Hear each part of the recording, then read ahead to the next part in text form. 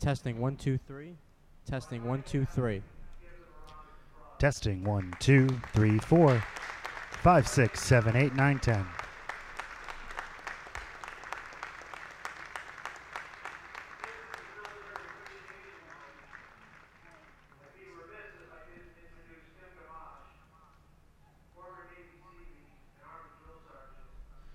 We are testing here at Muzzy Field on the 18th hole. Palmer for the winning putt.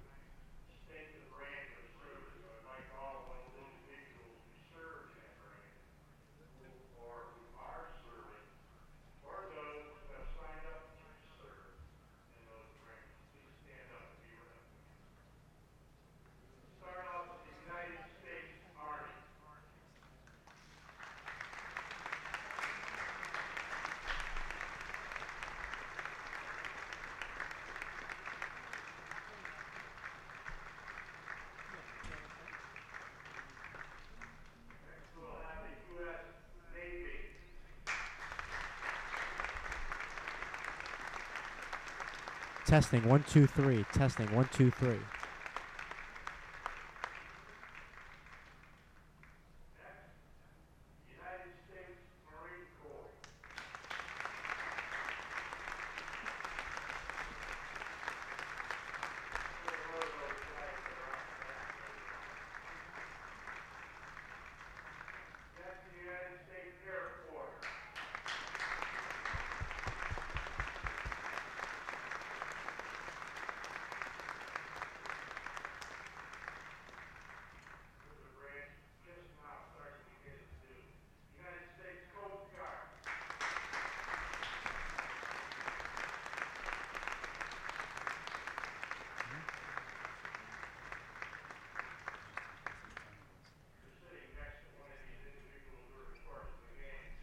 Testing 1 2 3 4 5 6 7 8 9 10. Live from Muzzy Field here in Bristol, Connecticut. Thank you for joining us.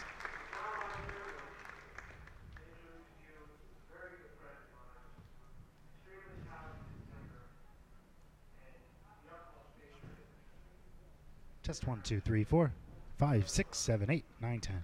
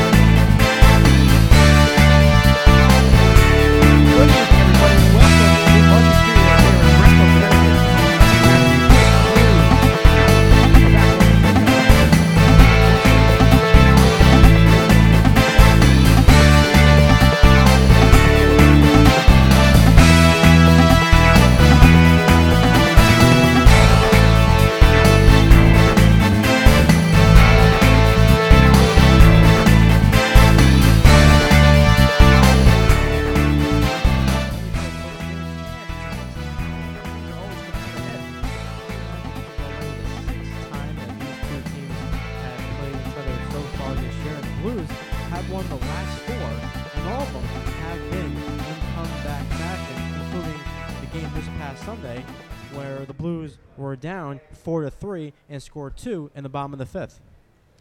They came back to hold on to that game thanks to strong pitching out of the bullpen by John Natoli and then finally Tommy Curtin nailing down the save, and that has been the story.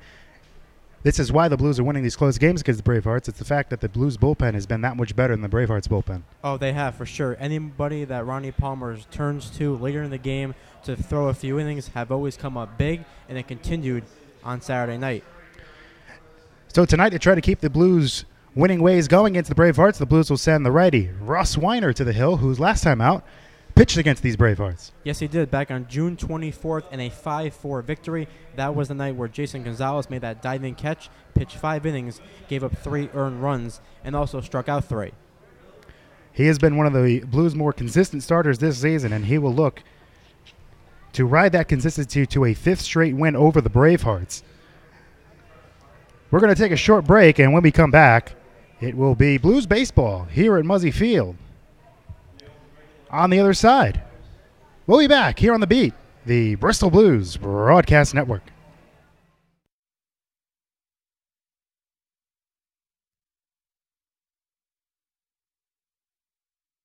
Do you have questions about your retirement? Ameriprise Private Wealth Advisor Christopher Fry can help. With the exclusive Confident Retirement approach, you'll work together to develop a retirement roadmap to get you where you want to go. Call Christopher today at 860-621-5657. His office is located at 100 Queen Street in Southington. The Confident Retirement approach is not a guarantee of future financial results. Investment advisory products and services are made available through Ameriprise Financial Services, Inc., a registered investment advisor. Go to bristolbeat.com ads directory keyword retirement.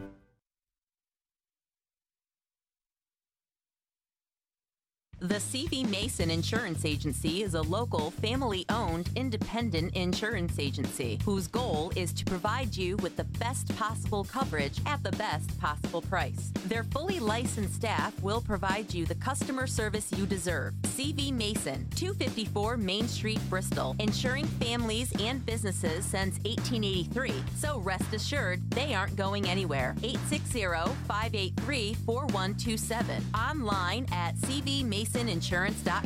CV Mason, there when you need them.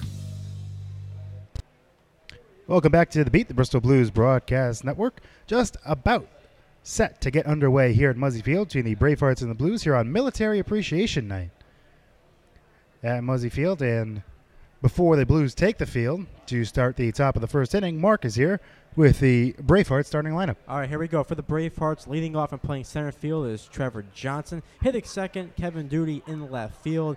DHing tonight, hitting third, Greg Kozinski. Hitting in the cleanup spot, playing shortstop, Trevor Jansen. Hitting fifth tonight, first baseman, John Friday. Hitting sixth and playing right field, Pat DeMarco. Hitting seventh, the catcher, Nick Berry. Hitting eighth at third base, Brian the Hitman Hart.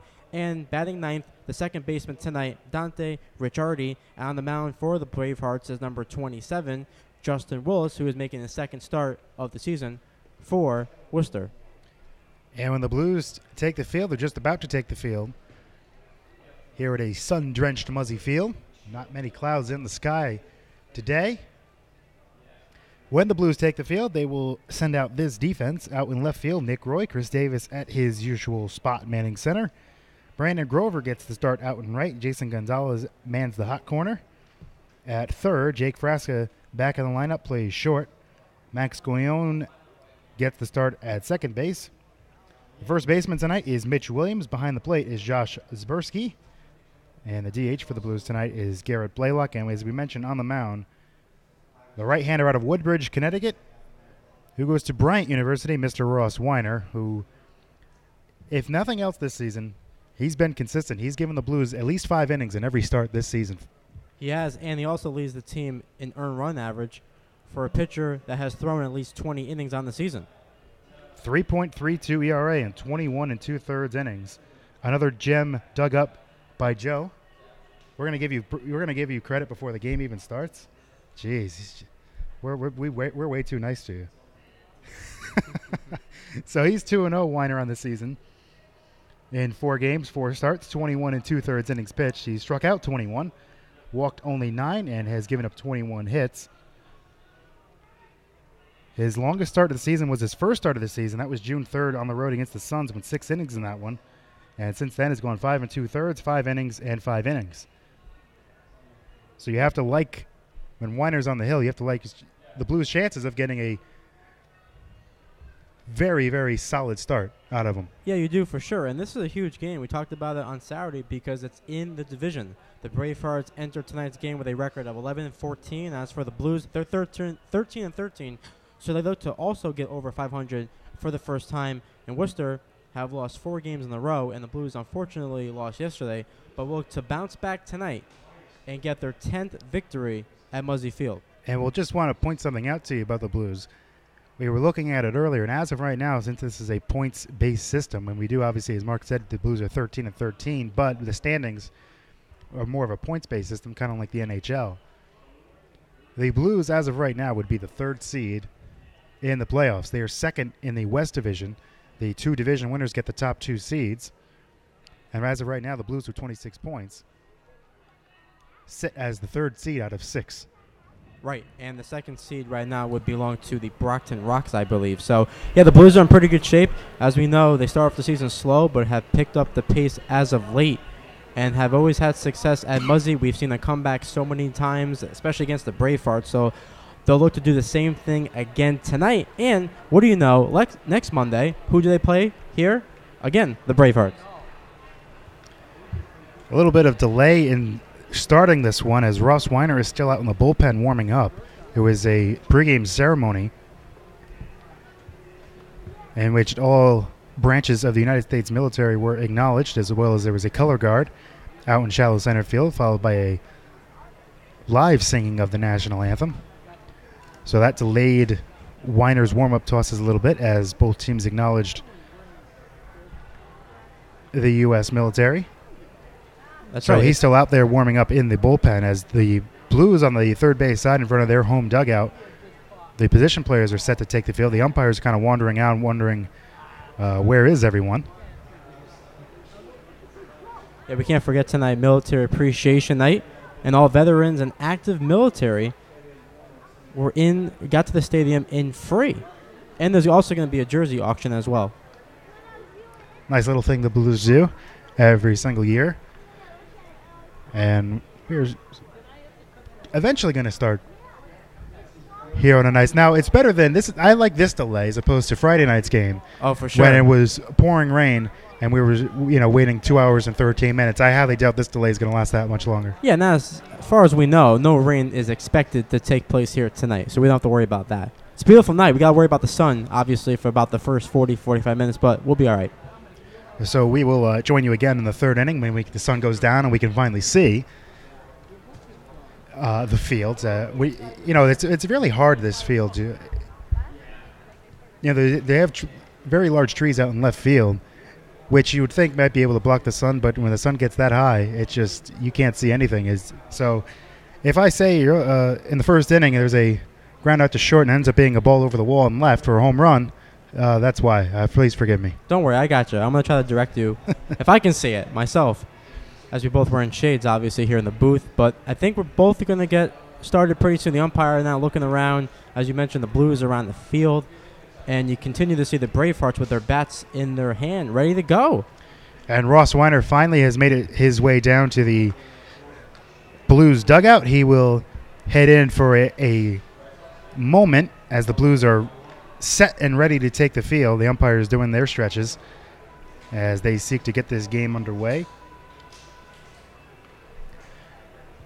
As the Blues look for their past 4 games against the Bravehearts, they've won all 4, and they will seek to win their 5th straight against the Bravehearts.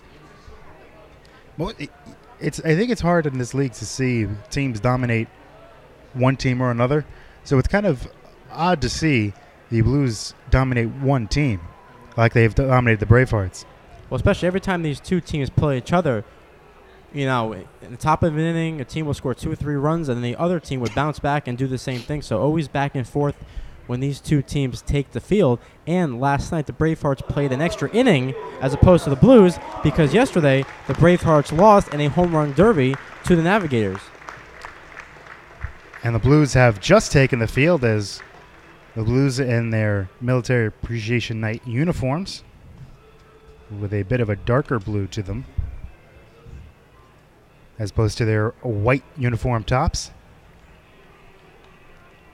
The one thing early in this game that Weiner has to do, and especially when you look at the first two guys in the lineup tonight for the Bravehearts, Trevor Johnson and Kevin Duty, they have a combined 18 stolen bases on the season.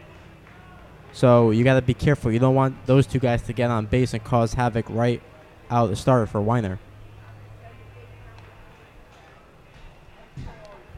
The Bravehearts over their last 10 games are just 4-6, including 3 straight losses, as they have fallen to 11-13 on the season. There would be an interesting, if the playoffs started today here in the FCBL, the Bravehearts would be one of those teams on the bubble. They're tied with 22 points apiece with the Nashville Silver Knights and the Seacoast Mavericks. Would have to go and look to see what the tiebreaker would be, whether it would be head-to-head record, overall record. Because if it's overall record, the Bravehearts would not be in. It would be the Silver Knights, because right now the Silver Knights are 11-11, the Bravehearts are 11-13. But you would have to go and look up to see where they are, which is kind of surprising considering how well the Bravehearts played to start the season. That's right, they did. And now, as of right now, they're on the bubble, but there is still a month left in the season. Yep, there is a lot of time left. And if you heard the lineup before, one guy, the familiar name that is not in there tonight for Worcester is Joseph Kaiko, who is not playing tonight, who still leads the FCBL in RBIs with 25, but right now he is tied for the lead in home runs with 7 with the Dirt Dogs' Zach Tower, who has caught up to him the last few games, and Frasca still slowly behind with 5. Frasca is tied for third in that category with 5 home runs, with 3 others. So he's just 2 off the league lead. And now we're finally set to go here at Muzzy Field as the Bravehearts leadoff hitter Trevor Johnson stands in as Weiner's done with his warm-up tosses. Johnson stands in, hitting .333 on the season in 20 games, 25 hits and 75 at-bats, 1 home run. He's driven home 13. Weiner sets and fires inside into the backstop, ball 1, and we are underway at 7:08. About 8 minutes after. That's hit on the ground left side, and that's going to get through into left field for a base hit. So Johnson with a ground ball single just past the reach of the third baseman, Jason Gonzalez. And that'll bring up the left fielder, Kevin Duty. Yeah, and that's exactly what you don't want to start the game. If you're Weiner on the mound, allow that single to Johnson. Now you'll see if maybe if he'll try to steal second base here, hit and run, and get things going early for the Bravehearts. Johnson, 7 stolen bases on the season, has only been caught once. Weiner's first pitch to Duty is a fastball on the outside corner, 0-1. Duty hitting .478 on the season. But that does not lead the league as he does not have enough at-bats to qualify. 22 hits and 46 at-bats. No home runs. He's driven home 8. Weiner deals the 0-1. It's breaking ball. Good pitch on the outside corner. Quickly ahead 0-2. And there's no doubt that these two guys for the Bravehearts are the table setters for all the guys who hit after them, whether it's Kozinski tonight and Jansen, who's cleaning up. Weiner checks on Johnson at first, and he's back safely. And one thing to keep in mind with Ross Weiner, his last 2 starts, he's walked at least 3 guys. So definitely want to keep that number lower tonight. 0-2 lined up the middle. That is going to get down in front of Davis for a base hit. Johnson will head to second. So back-to-back single against Ross Weiner in the top of the first inning. 2 on, nobody out, and that'll bring up the powerful DH, Greg Kaczynski. Yeah, usually when we see Kocinski here at Muzzy Field, he's playing first base, but gets the half day off tonight, hitting third and DHing as John Friday's playing first. But already 2 on, nobody out. If you're Weiner, you got your work cut out for you. Try to get this out of this inning with no runs on the board. Kaczynski is third on the Bravehearts and runs batted in with 18 so far this season, hitting .299. Pitches outside, ball 1. 23 hits and 77 at-bats with 4 home runs and a team-leading 7 doubles. He had a pair of doubles on Saturday night. One double brought in 2 runs. It did. 1-0 pitch is fouled straight back. And the count even at 1-1. Not a start Weiner was looking for. Back-to-back singles to open up the top of the first with nobody out. Yeah, and that 2-run double you were talking about on Saturday's game came in the third inning. 1-1 from Weiner outside. 2-1. That was the Blues scored 3 in the bottom of the second inning in that game. And the Bravehearts came right back and scored 3 in the top of the third. It's amazing how many times that has happened this season. If we went back and looked at it, especially between Blues and Bravehearts, if we went back and looked at it, I'm sure we'd find it probably a dozen times. Oh, yeah, for sure. Weiner deals the 2-1. High fastball got him to chase, swung right through it, and the count even at 2-2. A lot of people here tonight at Muzzy. Great crowd coming out on Military Appreciation Night. And extended July 4th weekend. Hopefully you had today off so you can have a 4-day weekend. 2-2 the count. Weiner sets at the belt and fires, and that's hit on the ground off Weiner right to Frasca at short. They go to second, one on the first, double play. So you're going to score that in odd 1-6-4-3 double play. As the ball looked like it was going to go up the middle, had Weiner not kicked it, and it went right to Frasca. And from there, it was a tailor-made double play. Oh, hey, that was great. It turned out, hit them. It benefited the Blues right to Frasca for the double play. And just like that, 2 outs, right around third, as now Jansen steps up to the plate, playing shortstop tonight for the Bravehearts.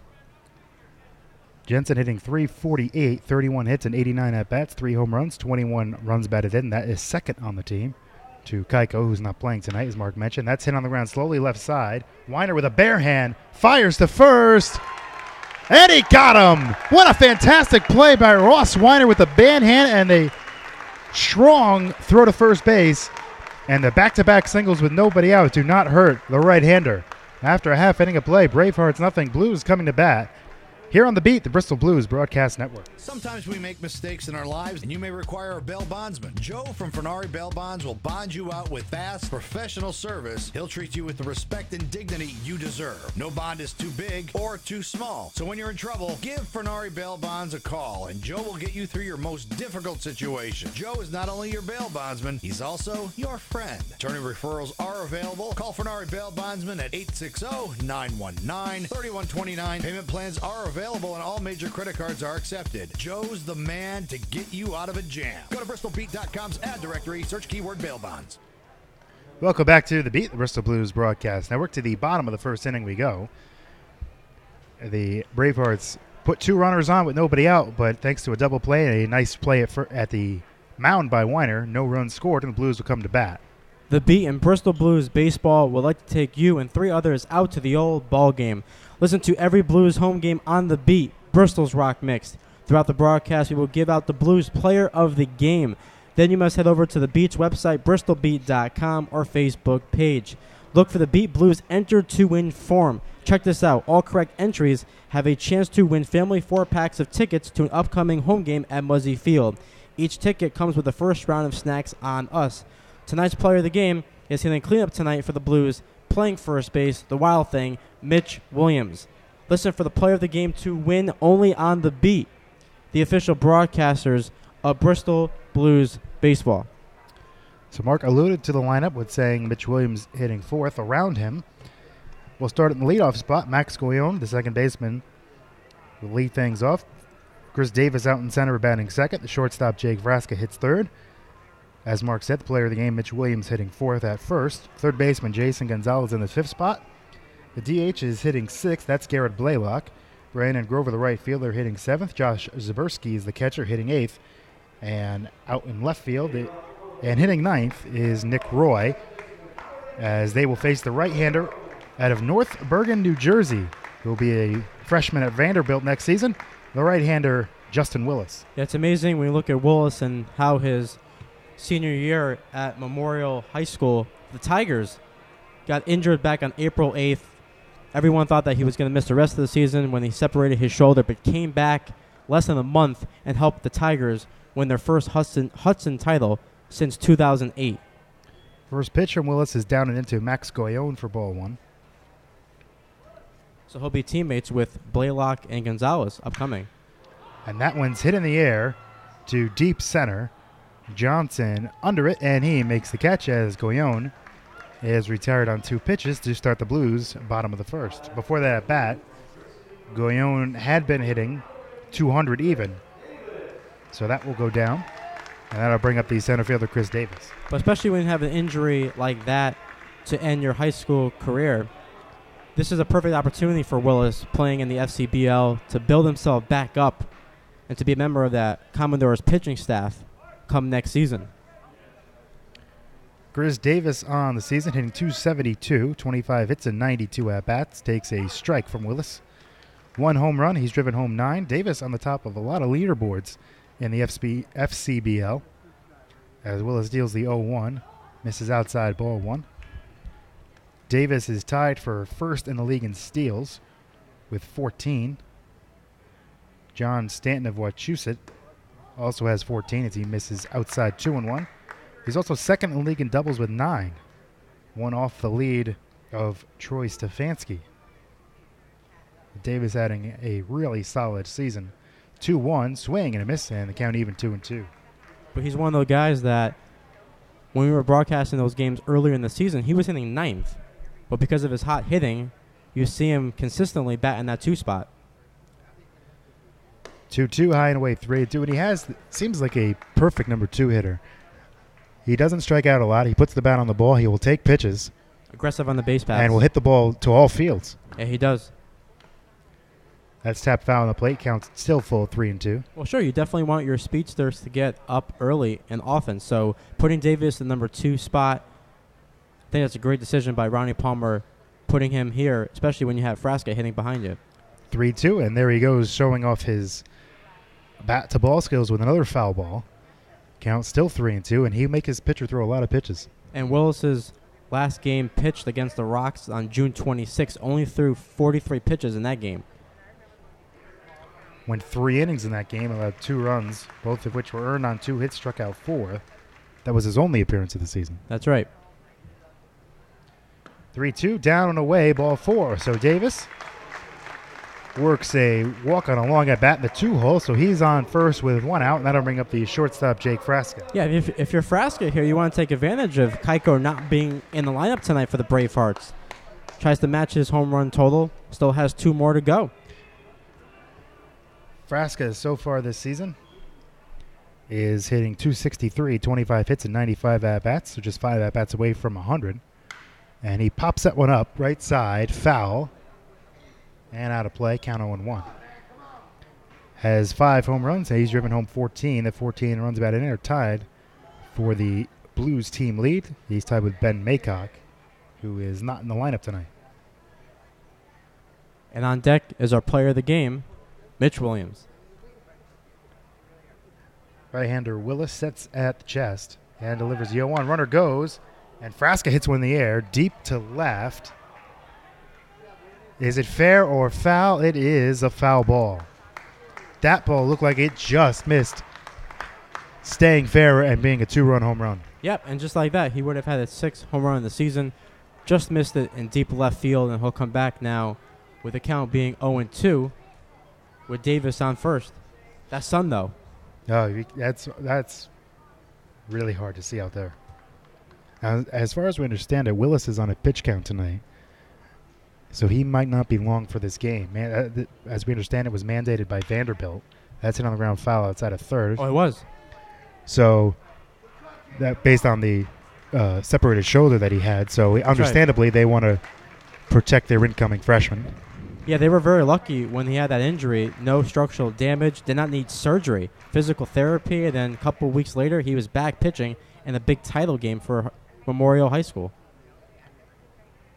0-2 pitch coming from Frasca, and that just misses the outside corner in the count 1-2. In that game, the Tigers defeated Ferris 1-0. He got the last 5 outs of the game and struck out 3. That's some kind of story. Come back from that kind of injury and pitch only a month later.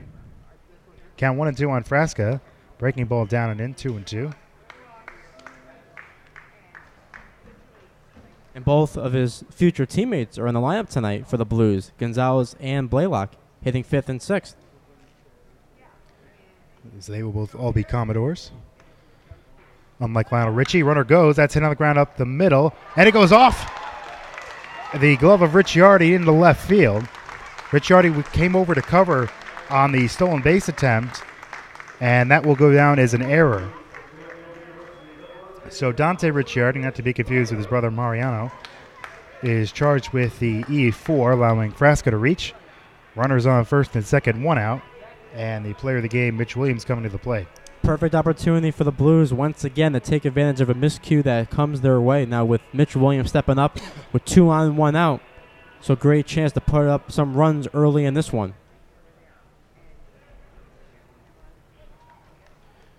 Williams so far this season hitting .341 in 12 games, 15 hits and 44 at-bats, 1 home run. He's driven home 9. And his 1 home run came against the Bravehearts in the 9th inning. On the road. First pitch is a fastball in the outside corner, 0-1.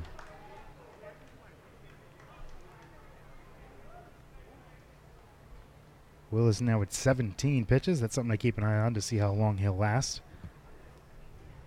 He said he threw 43 in his first outing, correct? Yes, he did. 0-1, breaking ball misses down low, 1-1. And the name that we think will come in right after Willis will be John Fisher, who I believe is next in line to come in tonight. So we'll see how long he'll last, but the Blues will try to make that come up quicker as he's going to be throwing 20 pitches this inning. There's a fastball in the outside corner, 1-2 on Williams. This will be pitch number 20 coming up. Now the catcher, Barry, looks like he has some sort of an issue, has to go to his first base dugout. And whatever it was, it's been resolved, and he's back behind the plate. We also have to keep an eye on J.P. Pine, their manager, because we saw him get heated a couple times in Saturday's game. At least 3-4 times talking to the umpire. One of them, the big one being a check swing strike 3 call on Keiko in the 7th inning of that game. Count 1-2 on Williams. Runners on first and second. Ball is high, 2-2. But yeah, what a great job by Natoli that night, coming in relief, shutting down the Bravehearts, and was honored by being the on-deck sports player of the game for Saturday night. Deservedly so, with 6 strikeouts in 3 innings. That's it on the ground up the middle. Does it sneak through? It's fielded it short by Jensen. Through to first. And a double play. So Williams bangs into the 6-4-3 double play, and the Blues will strand a runner. After a full inning here at Muzzy Field, Bravehearts and Blues are scoreless. Here on The Beat, the Bristol Blues Broadcast Network. Would you let your child drive a car without taking a class first? Heck no. So don't let them graduate high school unprepared for the real world. This program introduces a student to themselves, unlocking their full potential. Help your kids find their gift, leading to a successful life. Classes are available locally and nationwide. Sign up your student today, ages 10 and older. For more information, call 860-309-0182 or visit bristolbeat.com, add directory, keyword, Work It. Let Work It help you. Welcome back to The Beat, the Bristol Blues Broadcast Network. We go to the top of inning number 2 between the Blues and Bravehearts, and we are scoreless. There are 3 more dates for fireworks this season here at Muzzy Field. Here we go. Mark your calendars. First, Saturday, July 8th at 7 versus the Dirt Dogs. 2, the All-Star Game on Tuesday, July 18th at 7. And the last game of the regular season, Sunday, August 6th, also against the Dirt Dogs at 7, which could be a lot of playoff implications that weekend, facing the team right now, number 1 in the West Division, with the Blues, who are number 2. Can you imagine that weekend here at Muzzy? Could be for the division crown. Perhaps. This is going to be a lot of fireworks here at Muzzy Field. Some of them in the air, some of them on the field. Should be a fun weekend, and let's not forget, upcoming this weekend, Friday, Saturday, home-and-home series with the Dirt Dogs. Friday on the road, and then here at Muzzy on Saturday night at 7. Leading off for the Bravehearts here in the second inning will be the first baseman, John Friday. Again, we miss him on a Friday. We've got him on Saturday. We've gotten him on Monday. We just never. It's never meant to be to get him on a Friday. Unfortunately, it's not. But both pitchers, big double plays to get out of the jam in the first. Weiner deals, breaking ball, misses down low for ball 1. Friday this season hitting .258, 23 hits and 89 at-bats, no home runs, but he has driven in 11 runs. 1-0 pitch, another breaking ball that hits the outside corner 1-1. We have to see if they have stats on how he does, what day of the week it is. So how's he hit on Fridays? Friday, I bet he does well on Friday. Check swing, did he go? Yes, says the home plate umpire. And Friday, down on the count 1-2. Yeah, you would think that has to be the highest average for that day of the week. We'll do some research. 1-2 pitch from Weiner. That's hit in the air. Deep to left, and that ball is caught by Nick Roy out and left. I assume it was caught by the applause by the crowd, assuming they're not all secret Bravehearts fans. So one away. As Friday flies out to left, I'll bring the right fielder, Pat DeMarco. Yeah, thank you to the crowd out there for giving us the assist with their cheers. Another like 20 minutes or 25 minutes, we should be okay. Maybe in another 20, 25 minutes, I'll see if that ball was actually caught. DeMarco this season, as he takes inside ball one, hitting .302. 16 hits and 53 at-bats, no home runs. He's driven in 4.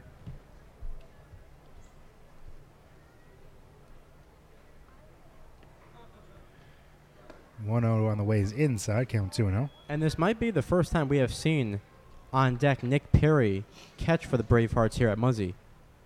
Usually when we're here, it's always Koffel, or I think Mazza has played a couple times, but never Barry. Yeah, I think this is our first look at Nick Barry. 2-0 pitch is high to DeMarco, 3-0. And Barry's another UMass guy, UMass Lowell. So he has some teammates in the other dugout, in the Blues dugout. Count 3-0 on DeMarco. Weiner deals. Inside corner strike, and the count 3-1. And Mark Tomosa also attends UMass Lowell, not playing tonight for the Blues. Right-handed Weiner with one on, nobody out. 3-1 count on DeMarco. Deals, and it's hit in the air to shallow center. That will be called and caught by Chris Davis, and there are 2 gone here in the second. That'll bring up the aforementioned Nick Barry. Yeah, nice job for Weiner, as opposed to the first inning where the first 2 guys got on base, then had Kosinski a double play 1-6-4-3. Now retires the first 2 outs here in the top of the second with Barry stepping up. This is only the second game of the season for Barry. As Weiner does a breaking ball in the dirt, it gets away a little bit, count 1-0. Barry in his lone game went 1 for 4. And those are your stats on Nick Barry. So then we were right. We've never seen them before here. This would be true. No one's ever seen him before, except for that one game. Pitches outside, 2-0. I think most of these teams we have seen here carry 3 catchers. I think so. I can't really think of many teams that have just had 2. Off the top of my head, I can't think. And obviously the Blues have 3. Although we've not really seen Mitch Williams behind the plate. That's lined right at Goyon at second. So 1-2-3 inning for Ross Weiner. After an inning and a half here at Muzzy Field, no score between the Bravehearts and Blues. On the beat, the Bristol Blues Broadcast Network. Being arrested and charged with a crime is frightening and stressful. It is important to remain silent until you can speak with an attorney who knows how to protect you. At the law offices of Jody Zills Gagne, I take pride in smart and proactive criminal defense. I will guide you through the legal system and diligently pursue the best possible result within the framework of the law to get the charges dismissed, negotiate on your behalf, or fight for you at trial. Before you talk to anyone, call attorney Jody Zills Gagne at 860-582-4495 or go to the ads directory at bristolbeat.com and search keyword Jody, that's Jody with an I, for the law offices of Jody Zills Gagne. Welcome back to The Beat, the Bristol Blues Broadcast Network. Here, as we start the bottom of the second inning between the Bravehearts and Blues, there is no score. And we'd like to take a moment, since it is Military Appreciation Night here at Muzzy Field, to honor and recognize the women and men who have served and continue to serve the United States across all branches of the military. Their sacrifice, bravery, and love of country allow us to work, go to school, debate, and even watch a simple baseball game as free people. For Americans all across the country and globe, we thank you. And let's not also forget the sacrifices made by family members and loved ones of military members. We remember and honor you on this night as well, and thank you for all that you do. Now we head to the bottom of the second here at Muzzy. No score between the Bravehearts and the Blues as the 5, 6, and 7 hitter stepping up here in the bottom of the second. Willis's future teammates, Jason Gonzalez, Garrett Blaylock, who has three hits in consecutive games, and Brandon Gover, who's getting a start in right field tonight. Jason Gonzalez, who, as Mark said, will lead off, is hitting .250 on the season, 5 hits and 20 at-bats, no home runs. He's driven home 3. As the right-hander Willis deals, that's hit on the ground slowly up the middle. Jensen Fields fires, and he got him. So the matchup of the Commodores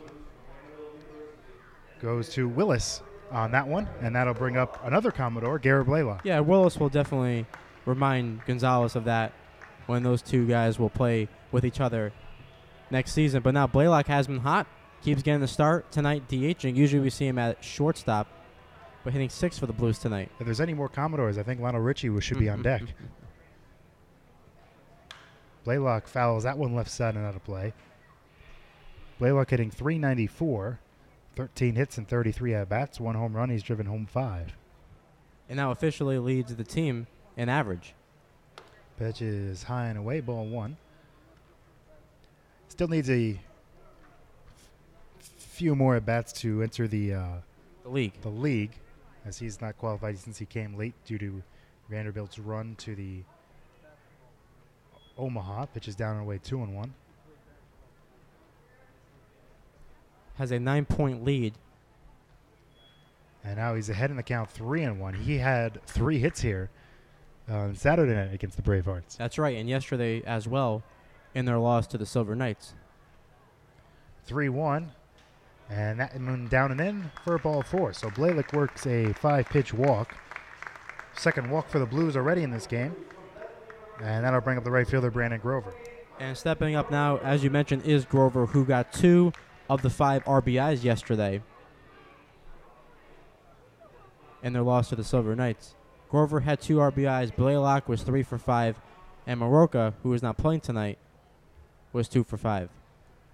Willis deals. That's a strike on the outside corner, 1-1. Grover hitting .255, 12 hits and 47 at-bats, 1 home run, and he's driven home 6 in 14 games. Blaylock off first with 1 out.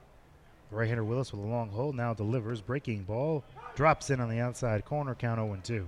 And the Blues also yesterday had great relief help from Keith Grant, who pitched 2 perfect innings, struck out 2, and now his ERA is lowered to 2.81. 0-2 to Grover. Fastball outside, 1-2. So you would think he's probably the only one that will not be available tonight for the Blues. Probably. Now Natoli did throw a lot of pitches Saturday night in 3 innings, but eligible as Grover goes down on strikes swinging. Second out of the inning. First strikeout of the night for Willis. That'll bring up the catcher, Josh Zaberski. Yeah, so both pitchers so far are doing a nice job. Obviously, Willis on the mound for the Bravehearts and Weiner for the Blues. So far, low scoring. But usually we always see high scoring for the most part here at Muzzy. The night is still young. Zaberski on the season hitting .093, 4 hits and 43 at-bats, no home runs. He's driven home 2. Fouls that one straight back, 0-1. Blaylock is at first. He drew a walk with 1 out. He's still there. Blues searching for their first hit. They've had 2 batters that have walked. And that sun is getting a little lower now. Finally getting behind the trees, and there's the field. Hello, Muzzy. 0-1 pitch, breaking ball misses down low, 1-1. See, it's 7:35 now, so another 10 minutes or so. It'll be totally down. Yep. Well, at least totally down behind the trees anyway. That's much better. Went down about 10 degrees in here, too. Yeah. 1-1 the count on the catcher, Zaberski. The right-hander Willis deals, breaking ball inside, count 2-1. But I think we can expect the same weather tomorrow. Tomorrow's going to be another beautiful day. But we were lucky, though, because when we came here today in the press box, the AC was already on. Feels really nice. Didn't have to wait, nothing. 2-1 the count on Zaberski. Blaylock off first with 2 out. And now he's ahead of the count 3-1 as that pitch misses low. And Josh Zaberski on deck for the Blues, hitting 8th. He's up now. See the scorebook sometimes? I know. It's tricky. 3-1 to Zbersky on the outside corner, 3-2. So that will release Blaylock at first with 3-2 and 2 out with Nick Roy on deck.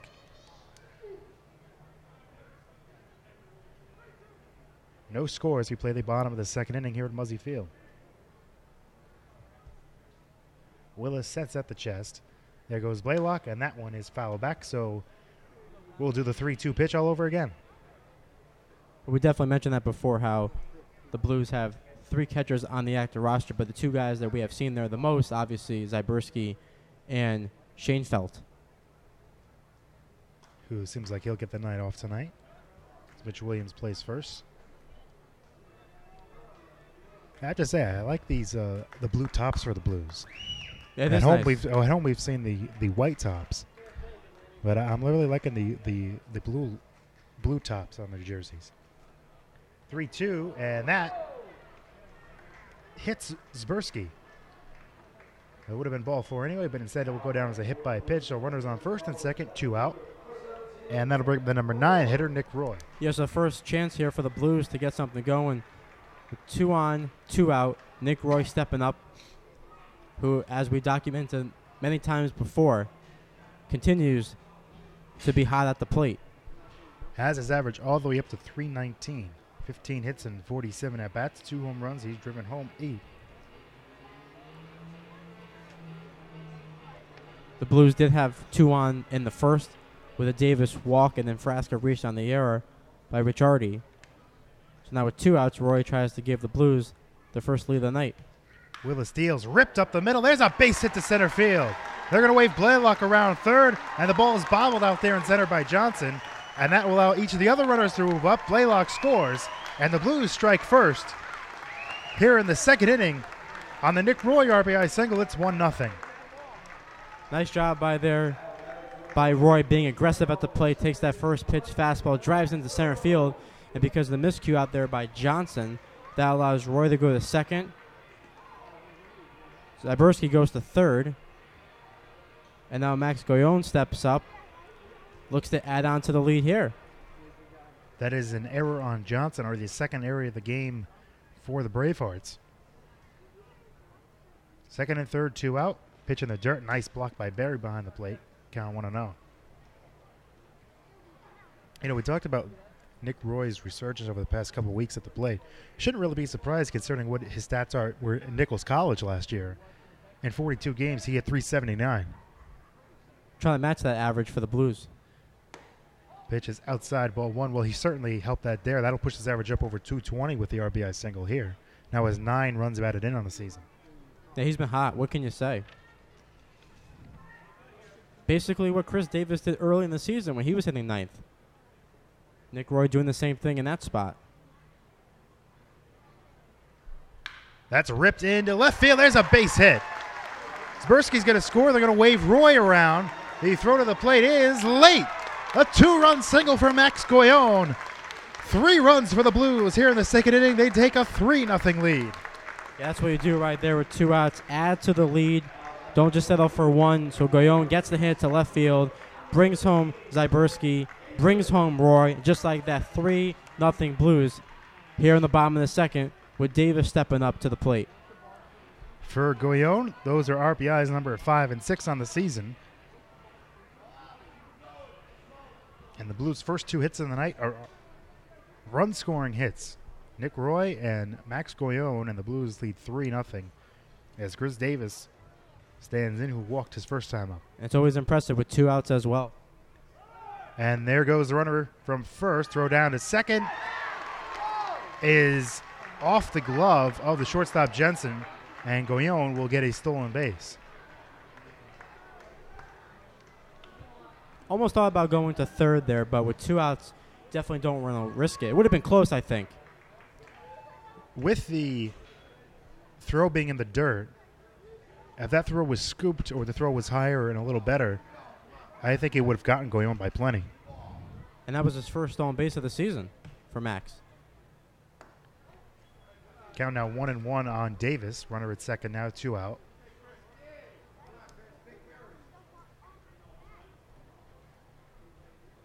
That was a, you have to go back to the Johnson misplay out in center field. If that ball does not handcuff him and it gets behind him, runners don't move up another extra base.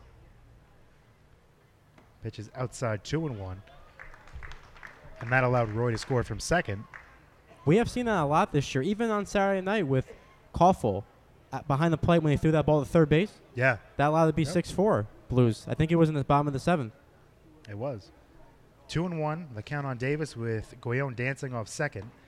And now Davis takes outside 3-1.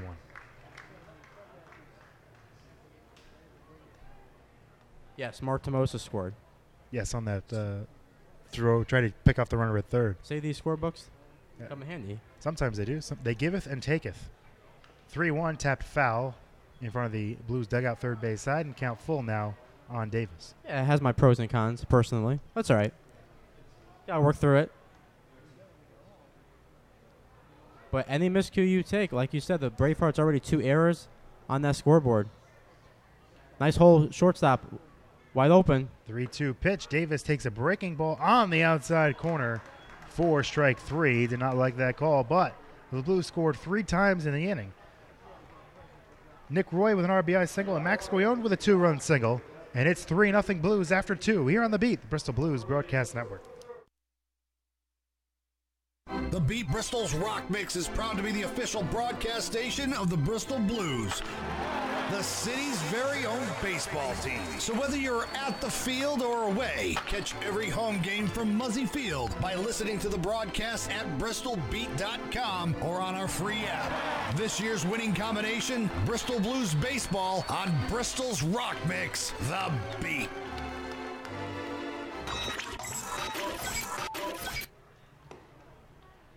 Welcome back to the Beat, Bristol Blues Broadcast Network. To the top of inning number 3 we go. And just like on Saturday night, the Blues scored 3 in the second inning. And let's see if the Blues can hold them in the top half of the third. Blues lead at 3-0. You got to come out and watch the top collegiate players participate in the FCBL All-Star Game on Tuesday, July 18th, right here at Muzzy Field. You also enjoy some kids' games, baseball activities, and a great selection of food and drinks. Tickets are currently available at bristolbluesstore.com or at the Blues retail store at 357 North Main Street. And just a friendly reminder that there is fireworks once again after that game. So you mentioned on Saturday night against the Bravehearts, the Blues scored 3 runs in the second inning. And the Bravehearts came back and scored 3 in the top of the third. In that inning, the number 9 hitter led off for the Bravehearts on Saturday night. Here it's the number 8 hitter. So almost exactly the same. Hopefully not exactly the same. Hopefully the Bravehearts don't score 3 runs this inning. Well, the Blues tonight have their ace on the mound, as you can say, Ross Weiner, who's been great all season long for the Blues. Brian Hart, the third baseman, takes high ball 1. Hart on the season is hitting .132. 5 hits and 38 at-bats. 3 home runs. He's driven in 6. Weiner deals the 1-0. High 2-0. Yeah, that's the only thing that you would nitpick about Weiner is the walks on the season, but everything else, I mean, coming into tonight's game, a strikeout per inning. 21 2/3, 21 strikeouts coming into this game. Good fastball. Hart swung through that one to count 2-1. And on deck is that number 9 hitter, Dante Ricciardi. This is the first time I think we've seen Dante Ricciardi play. We've seen Mariano. We've seen Mariano play here a couple times. 2-1 has popped up into shallow center. Frasca, the shortstop, making the call and the catch for the first out of the third inning. That took forever to come down, but Frasca waits for it, makes the play, and there's one quick out for Weiner, who continues to throw up zeros and keep those Braveheart runners off the bases. He's retired 6 batters in a row, following back-to-back singles to open up the first. Dante Ricciardi stands in, takes inside ball 1. Dante hitting .176, 9 hits and 51 at-bats. No home runs, he's driven in 2.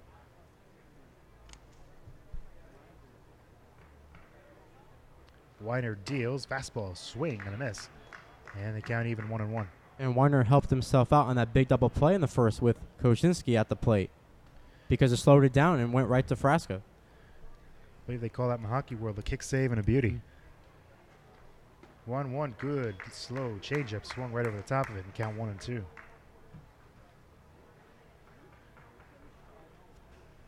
Three nothing Blues with one out here in the third inning. 3 runs in the bottom of the second. Weiner deals and a swing and a miss. Ricciardi goes down on strikes. That is Weiner's first strikeout of the night. 2 gone. We go back to the top. The order and Trevor Johnson. Oh, yeah, he just blew that pitch right by Ricciardi for the second out in the inning. That was Trevor Johnson steps up to the plate, made that error last inning, and got a base hit back in the first. Weiner the breaking ball, and Johnson had to bend out of the way a little bit and count 1-0. And so far, the outings that Weiner has done this season will obviously give him a lot of confidence heading into his senior year at Bryant. 1-0, breaking ball drops in for a strike.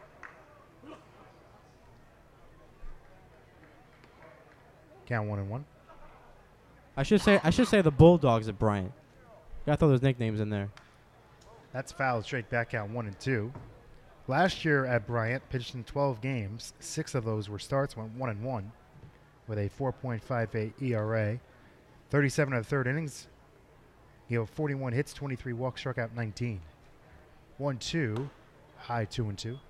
And his one win of the season came against Liberty back on March 5th. And he also helped Amity win a Class LL state title as a junior and senior. Native of Woodbridge, Connecticut. Here comes the 2-2, grounded foul outside of third. Overall in his career at Bryant, he's pitched in 41 games, 9 starts, 2-3 with a pair of saves. 57 strikeouts, 57 walks in 97 2/3 innings, and a career 4.24 ERA. 2-2 to Johnson. Jams him and fouled it off, still 2-2. That was very smart of the Bryant website to put the logo of the mascot in the profile page, just in case people don't know what that is. Bryant does a very nice job with their sports section. I give him credit. It's a very well-designed site. 2-2 the count on Johnson. He's fouled off a couple of pitches in a row. Breaking ball did not chase. He wanted to, but held up at the last second. And the count now full 3-2. That was a dirty pitch, though, right there. Even though it was called a ball, that was impressive. That's exactly where you want to throw that pitch, too. Almost got him to bite. Weiner takes a deep breath, now delivers the 3-2 pitch, and he jammed him, popped him up in the infield. Jason Gonzalez at third makes the call and the catch, and a second straight 1-2-3 inning for Ross Weiner. After 2.5 innings of play here at Muzzy Field, 3-0 Blues on the beat, the Bristol Blues Broadcast Network. Looking for a great day out on the golf course? Join us for the Central Connecticut Chambers of Commerce Golf Tournament taking place Monday, August 7th at Tunxus Country Club in Farmington. This tournament is tons of fun with lots of prizes, great food, free gifts, good company, and some beautiful golfing. Plus the chance to win 5 hole-in-one prizes, including $10,000, 2 Harleys, and 2 brand new cars. Sponsorships, foursomes, and individual golfer opportunities available. Register today at centralconnecticutchambers.org. Welcome back to The Beat, the Bristol Blues Broadcast Network. To the bottom of the third inning we go between the Blues and Bravehearts, with the Blues on top 3-0. Yeah, what can you say? Last inning for the Blues. Got those runs on the board. The RBI by Roy. The RBI by Goyon. And just like that, 3-0. Zyberski got hit by a pitch. And Weiner's done an unbelievable job as we see some kids in left field doing some jumping jacks. Of course, many activities in between innings. A great crowd here at Muzzy as the Blues look to keep the momentum going at home. Look to win their 10th game at Muzzy Field. They certainly enjoy playing here at home, and who wouldn't with a packed crowd here tonight? You look down the third base side, and it's mostly full. A great crowd tonight at Muzzy Field. I'm sure there's going to be another great crowd tomorrow night for the 4th of July. Oh, definitely. So we're just about to start the bottom of the third. It'll be the 3, 4, and 5 hitters for the Blues. Jake Frasca, Mitch Williams, and Jason Gonzalez. Frasca, his first time up, reached on an error by the second baseman, Ricciardi.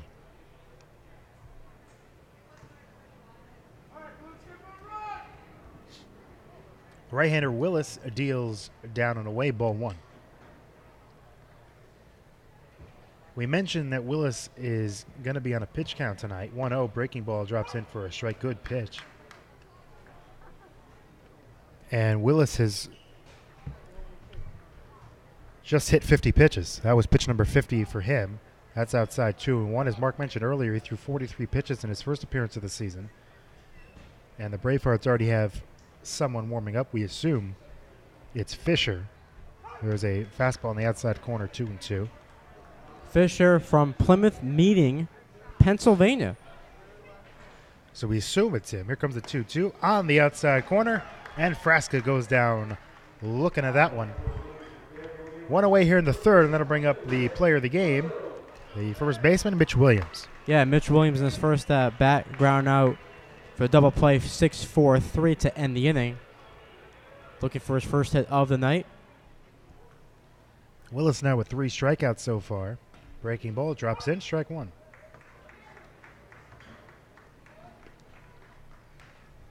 Right-hander now working very quickly. 0-1 is outside 1-1. So he throws 29 strikes and 26 balls on the night for Willis. That's tapped foul in front of the Blues dugout on the third base side. And the count 1-2.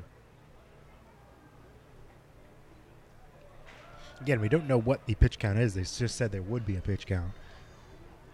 So 43, maybe he gets an additional 20 this time around. 1-2 pitch, hit on the ground up the middle. Does it sneak through? It does. So Williams sneaks the ball in the center field, his first hit of the night. And the Blues have a base runner with 1 out. That'll bring up the number 5 hitter, Jason Gonzalez. And Jason Gonzalez grounded out to shortstop in his first at-bat, as we'll see at mound visit with the catcher going out there talking to Willis. But, yeah, you're right.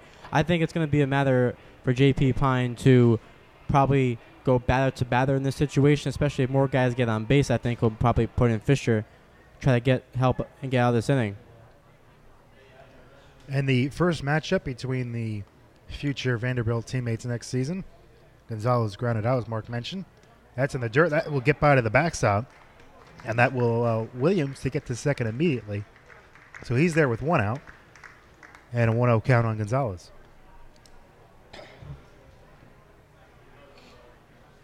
And it continues in terms of the catchers. We've seen some pet catchers have success keeping those balls in front of them, but so many chances in this game. Try to block that ball in the dirt. Right-hander Willis sets at the chest, now delivers the 1-0. Swing and a miss. Big swing by Gonzalez.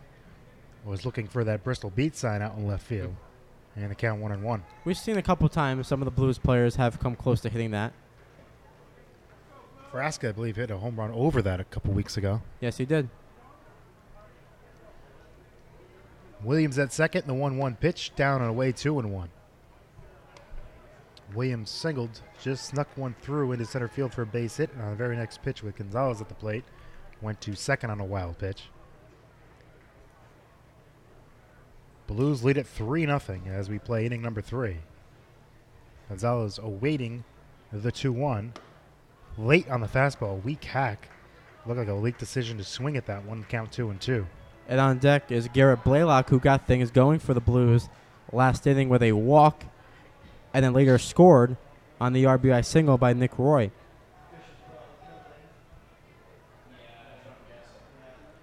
Two to the count on Gonzalez. Willis sets, now delivers. Chased the high fastball, and Gonzalez down on strikes, and there's 2 gone. We've seen Gonzalez, he has propensity to swing at the high fastball. That seems to be his weakness. And that might be it for Willis, as it looks like it's time for Fisher to come in and get this last out here in the bottom of the third. So Pine comes out, and he will take the ball from Willis. So Willis done after 2 2/3. We're going to take a short break here in Muzzy Field. When we come back, it's runner at second, 2 out, with the Blues leading 3-0 here on the beat, the Bristol Blues Broadcast Network. The Beat and Bristol Blues Baseball would like to take you and 3 others out to the ball game. Listen to Bristol Blues Baseball home games on The Beat. Throughout the broadcast, Ricky and Mark will give out the Blues player of the game. Then head over to The Beat's website at bristolbeat.com or our Facebook page at Bristol Beat and look for the Blues Enter to Win form. All correct entries have a chance to win a family 4-pack of tickets to an upcoming home game at Muzzy Field. Each ticket comes with a first round of snacks on us, The Beat, and Bristol Blues Baseball. Listen for the player of the game to win on The Beat, the official broadcasters of Bristol Blues Baseball. We're back in the middle of the third inning, a pitching change for the Worcester Bravehearts. They go to the right-hander John Fisher, the native of Plymouth Meeting, Pennsylvania, who goes to Worcester College. Will be a junior there. This will be his first appearance of the season, so makes his season debut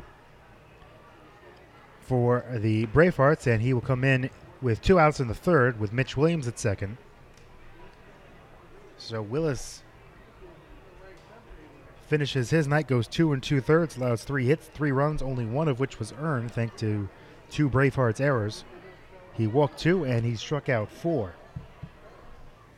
And the runner at second is his responsibility. Like we mentioned before, Blaylock had that walk back in the second, score on the base hit by Nick Roy to give the Blues a early 1-0 lead. And then Goyon got the base hit, which scored 2 runs, Zyberski and Roy. And they have a nice 3-0 lead here in the third. So that was about 60 pitches he was about when he took him out. That might, let's see if that's maybe his limit. 17 Maybe they more. go game by game, and I'm not sure. But that was about 60. I didn't see the final pitch count before the live scoring changed, but it was about 60. Yeah, and you would think probably his next start, which comes next week, maybe they'll try to throw him 75. At least 15 more pitches than the previous one.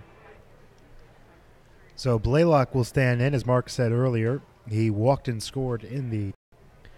Has a runner at second base with 2 out against the righty John Fisher, making his first pitch, fastball outside, ball 1. And coming up for the Bravehearts next inning will be Kevin Duty, Greg Kosinski. 1-0 pitch to Blaylock is down low 2-0. Seems like with Blaylock getting 3 hits and each of his past 2 games. He's been swinging the bat. And, of course, if you're Ronnie Palmer. 2-0, swung at that one, fouled it off left side out of play, 2-1. Now he had a 5-pitch walk his first time up. The count 2-1 here, so he's only seen 2 pitches to swing at. And the count's definitely in Blaylock's favor, with Fisher being down the count 2-1. Williams can get a good lead at second. They're not holding him too close. 2-1 outside, 3-1. And on deck is Brandon Grover, the number 7 hitter tonight, who struck out back in the second. Williams leads off second with 2 out here in the third. Blaylock ahead in the count 3-1 against Fisher, the right-hander in relief of Justin Willis. Fastball swing and a miss, and the count now full on Blaylock, 3-2. You never know when your first opportunity, your first appearance could come on the season. And for Fisher, comes in with 2 outs. For the Bravehearts. Obviously the rest of the way, 3-2. Hit the ground slowly to second. Ricciardi fields, throws, and Fisher retires Blaylock. Blues train a runner at second, but they still lead at 3-0 after 3 full innings of play here on the Beat, the Bristol Blues Broadcast Network.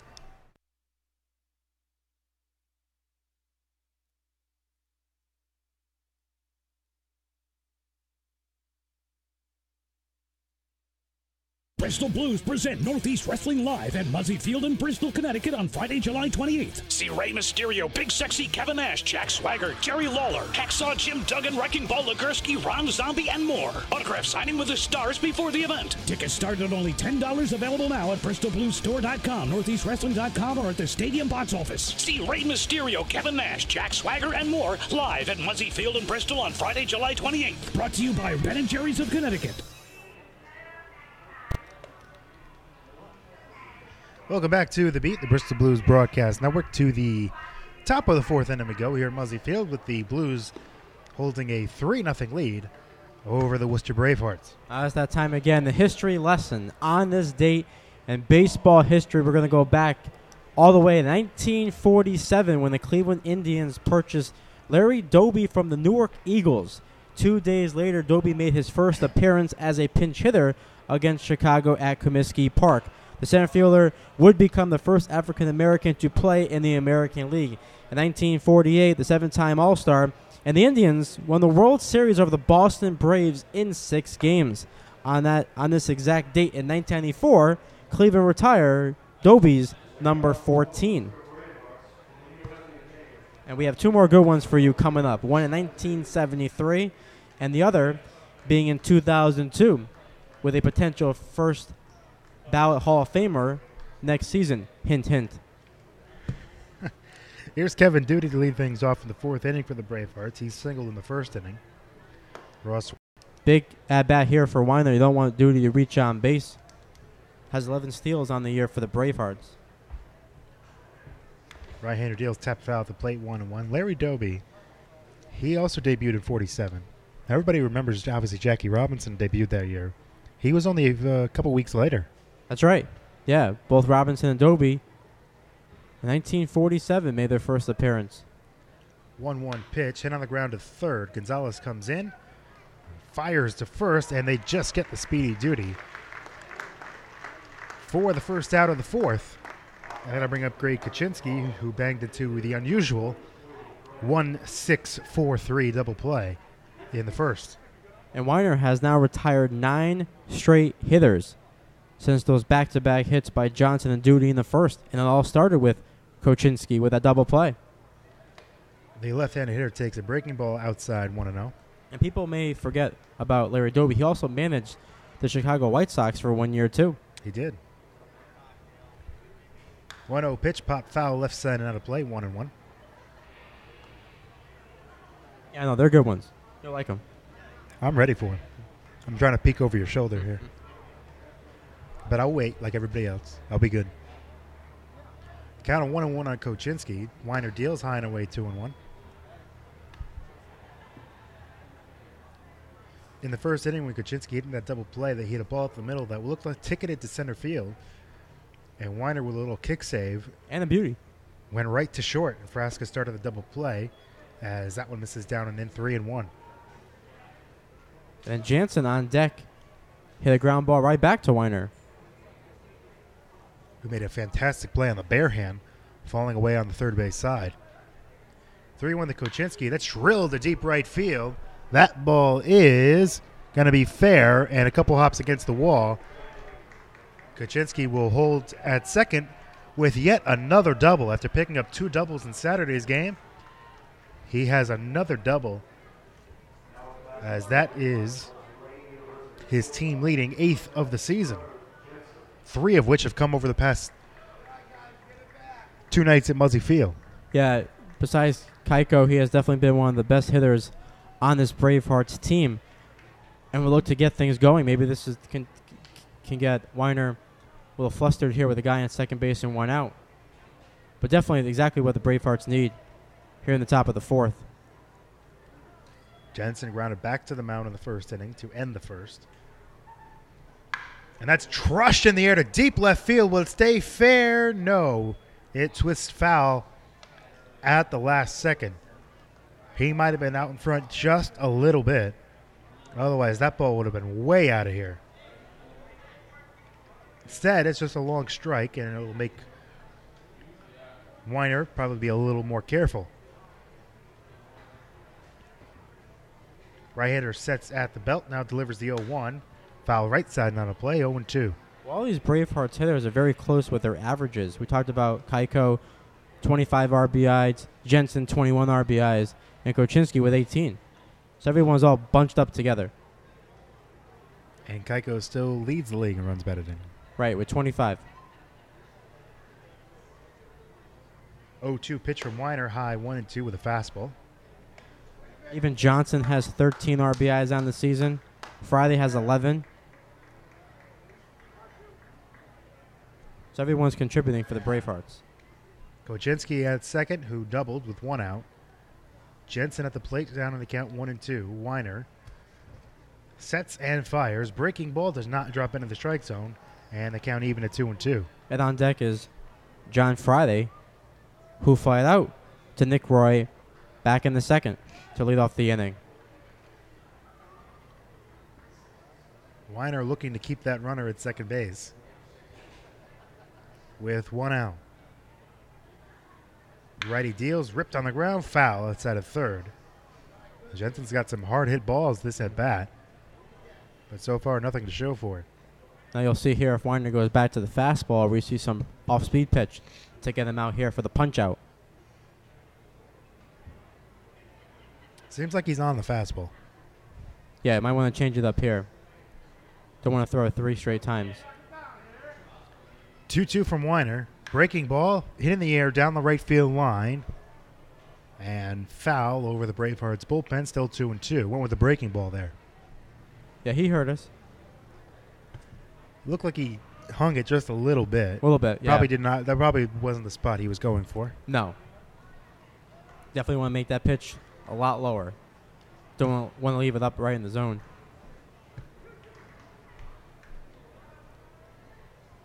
This will be pitch number 54 coming up with 1 out in the fourth for Weiner. The right-hander deals. He struck him out swinging, ran the fastball in on him. Jensen down on strikes. So 2 gone, and that'll bring up Friday.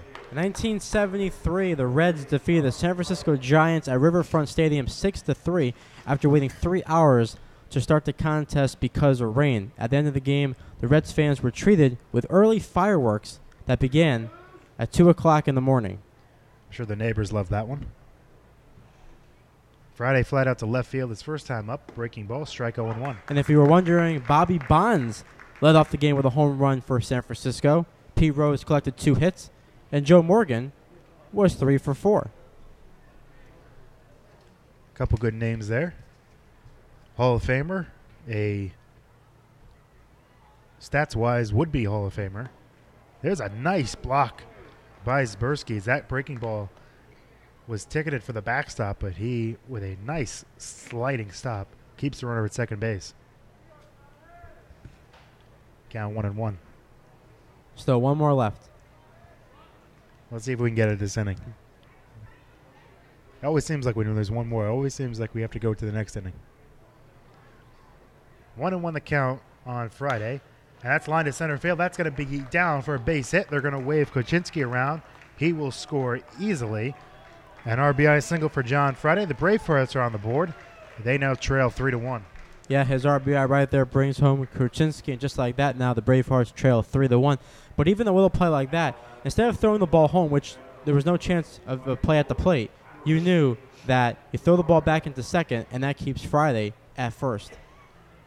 So always the little things. That is an excellent point, because we've seen it many times with outfielders thinking they can throw the ball home and try to get an out.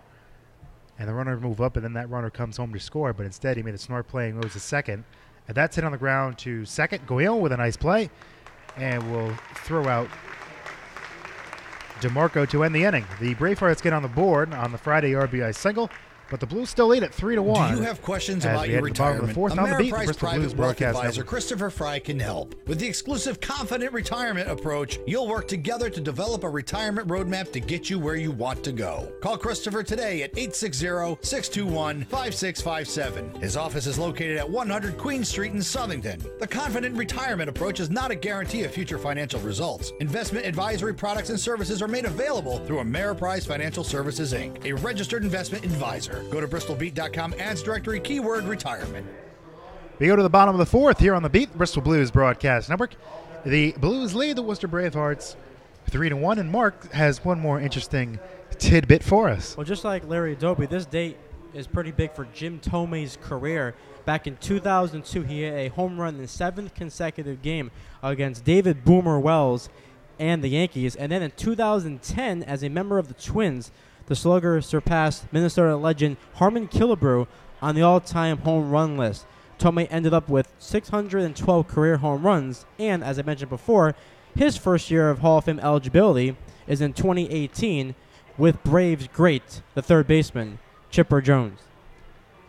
We were talking about this on the car ride up here. Next season, next Hall of Fame season should be 3 Hall of Famers, correct? And Chipper Jones, Tomei should get in, and Trevor Hoffman, who just missed getting in this past season, fell probably, I think, 20 votes shy of getting in this year. Listen, I know about Trevor Hoffman. I know about his success in the regular season, but no way. You don't want Trevor Hoffman on the mound in October and in the All-Star game. That's all I'll say. Well, that's your opinion. Michael Young. Well, yes, Scott Brosius. Yes, that's your opinion, but he will most likely enter the Hall of Fame next year. No, he will. And he just fell just short as Fisher deals outside to Brandon Grover, who leads things off for the Blues in the 4th. But Grover struck out swinging in the 2nd. Yeah, I always nitpick here and there. A little bit. 1-0, swung on a miss, 1-1. But Hoffman most likely is going to pick up. It was probably no more than a couple handful of votes that he just missed by entering the Hall of Fame this year. So he'll most likely get in next year. Good changeup, swing and a miss. Grover down on the count 1-2. No, but yeah, he will make it. Larry Jones certainly will be in the Hall, will make it on his first ballot, I imagine. Of course. And Tomei will as well, as Grover takes 2 and 2. So most likely 3. Now, I know Vladimir Guerrero came close last year. I think he was in the high 60s. 2-2. Grover down on strikes swinging, as he's down on strikes for the 2nd time tonight. 1 away here in the 4th. Then I'll bring the catcher, Josh Zbersky, who was hit by a pitch and scored in the 2nd. Yeah, and I think when Chipper makes the Hall of Fame next year, you know who should introduce him into the Hall of Fame? Should be a Mets fan. A Mets fan should, you know, yeah. All the success. Well, he did name his son Shea. That's what I'm saying. Because of how much he enjoyed hitting at Shea Stadium. The breaking ball misses high. Zbersky 1-0. Yeah, so instead of having like Bobby Cox do it, have a Met fan, because they've seen him so many times. All those moments that they had against them. 1-0, and Zbersky's hit by a pitch again. So that one hit him in the hips.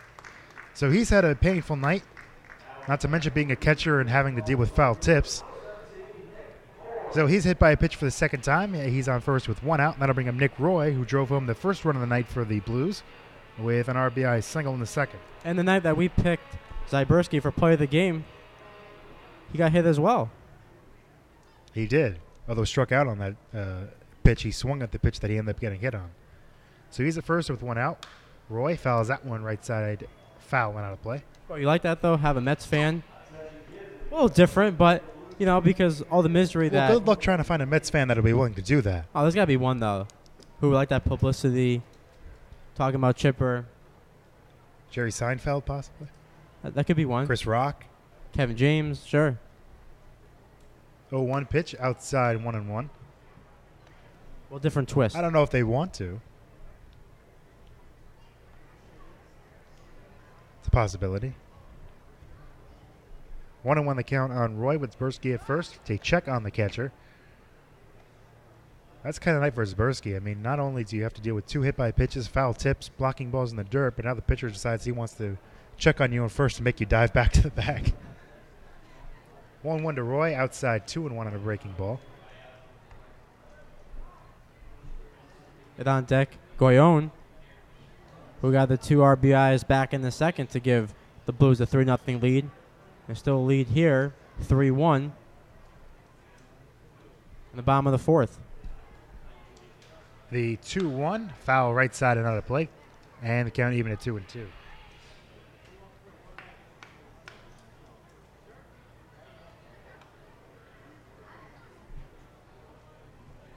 Roy now, with his RBI single in the 2nd inning, his average is now at .333.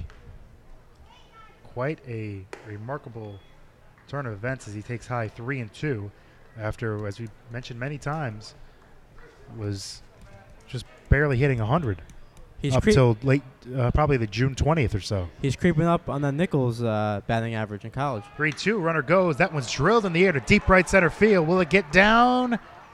Yes, it's going to get down off the wall. Zbersky's rounding third. He's going to be safe at the plate. RBI double for Nick Roy, his second RBI of the game. And the Blues have their 3-run lead back. It's now 4-1. Yeah, Nick Roy, 2 for 2 on the night with 2 RBIs. And just like that, the Blues increased their lead by 3 now with Max Goyon stepping up to the plate. But just like that, if you're the Blues, keep extending the lead. Keep that foot on the gas pedal.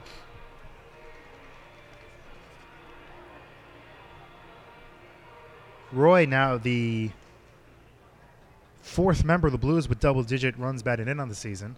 With his 2 tonight, is up to 10. So he's at second, 1 out, and Goyon at the plate. With that hit, his average now up 347. Goyon takes a fastball on the outside corner, 0-1.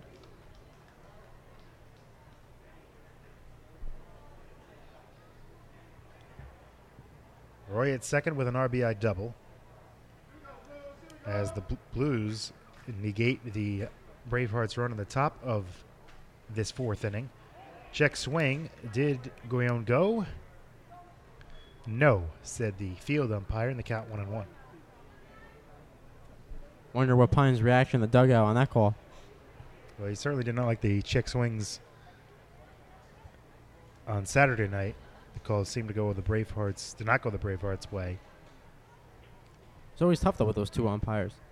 Especially the positioning of, as Goyon swings and misses 1 and 2. The positioning of right now, a field umpire is at shallow short on the grass. Behind the pitcher, pretty Behind much. the pitcher. So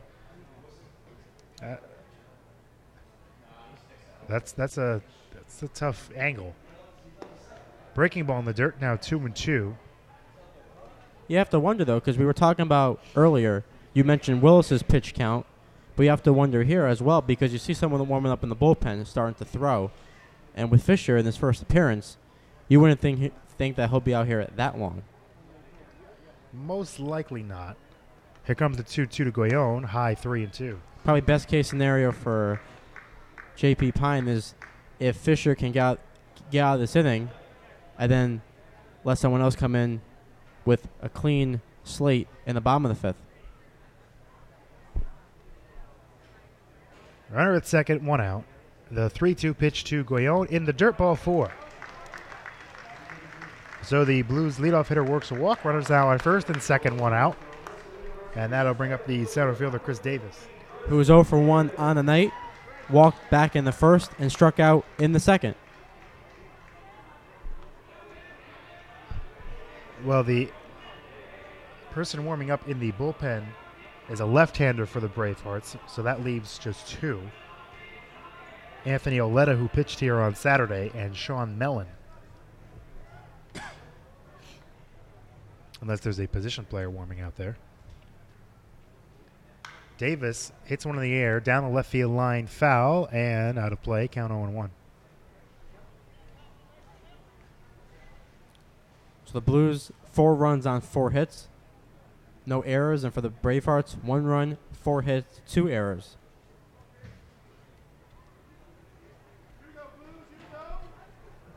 Davis walked in the first, struck out in the second. 0-1 pitch, drilled on the right field line. Foul. Probably by a couple of feet as that hopped into the Bravehearts bullpen. And Davis just missed a run-scoring double, but he'll have to come back with first and second. 1 out and down 0-2. And those 2 errors for the Bravehearts were by Trevor Johnson and Dante Ricciardi, who's going to start at second base, not his brother, Mariano. Also noticed in Dante's first at-bat, stances do not look similar at all. We chronicled how on Saturday, here comes the 0-2 to Davis. Right to the backstop. Comes right back to Berry, but both runners move up. That is a big, wild pitch, as now a fly ball can get a run home, with runners now at second and third, 1 out. Let's see if the Bravehearts bring the infield in. The first baseman, Friday, is in. Hart at third is about even with the bag. And here come the middle infielders, so the infield will come in. They have to bring the infield here now when you're already down 4-1 with 2 on, 1 out. 1-2, chopped on the ground to first, and that's a fair ball. Davis is out, and Roy does not score from third.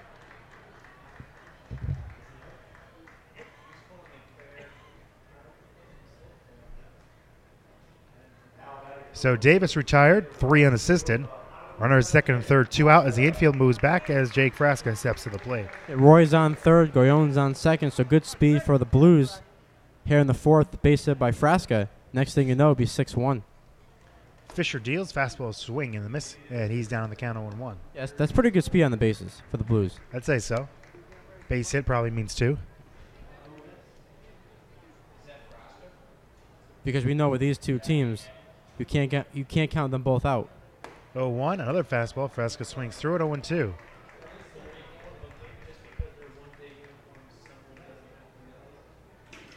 The count is 0-2 on Frasca. It was behind the count.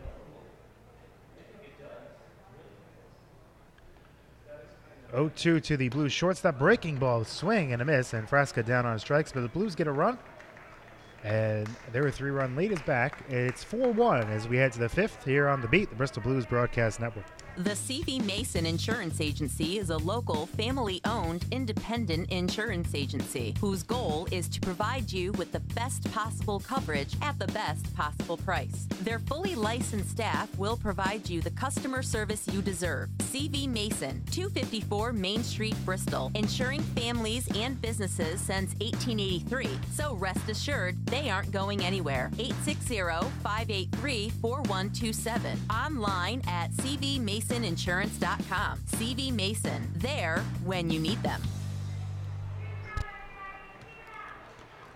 Welcome back to The Beat here at Muzzy Field, the Bristol Blues Broadcast Network. 4-1. The Blues lead it as we head to the top of inning number 5. We'll take a look at the upcoming Blues schedule for the next few days. Tomorrow, Independence Day. Happy 4th of July, everyone, as the Blues will host the Silver Knights at 7. Make sure to bring the kids because the first 200 kids will receive a free Blues spinner. Wednesday, the Blues have a day off before they'll be back on the road on Thursday against the Silver Knights. That's a 7:05 start. And on Friday and Saturday, it's a home-and-home series with the first-place Dirt Dogs. So a big series coming up between those two teams. The Blues will be on the road on Friday night. Game time is at 6, so 6:35. And then we'll be back here on Saturday night at 7. So big matchup coming up between these two teams over the weekend as the Blues are only a few points away from creeping up to that number 1 spot. Now, I just noticed as I was looking down the right field line in the Bravehearts bullpen, the lefty that was warming up was Joseph Keiko. Was it really? I couldn't see. I looked like it was a single digit. And then I saw him walking in, and it certainly was. So I wonder if Keiko is going to actually come in, or was he just keeping loose down there? First pitch of the 5th, hit on the ground to short. Frasca can't handle it cleanly, and that will allow the catcher Nick Berry to reach. That will be a hit. So an infield single for Nick Berry to start things off in the 5th, and that'll bring up Brian Hart. The second hit on the season for Berry. So good start for the Bravehearts in the top of the 5th, who look to creep back into this game. Hart popped up to short his first time up. Breaking ball, swing and a miss. And the count 0-1. This is the bottom of the order. If you're wondering here, you definitely want to take advantage of, because those guys at the top of the order are not too far behind. Weiner's 0-1 delivery, swing and a miss again, and Hart down the count quickly, 0-2. And you mentioned Weiner has pitched 6 innings before, so we'll see if he can surpass that number and throw a season high tonight. Outside corner, and Weiner gets the call. Hart goes down looking. One away here in the 5th for Weiner. That is strikeout number 3 as Dante Ricciardi steps to the plate. That's a great pitch by their Weiner. Gets Hart looking. That pitch has been working for him tonight. So runner at first, 1 out. Weiner deals, and that's popped in the air to left. Roy toward the line in fair territory, makes the catch. So after the leadoff infield single, a 3-pitch strikeout and a 1-pitch flyout to left, and there's 2 gone. Here in the 5th, and we go back to the top of the order, and Trevor Johnson. And Trevor Johnson got a base hit to lead off the game back in the 1st and popped out to Blaylock in the 3rd. Gonzalez, third baseman.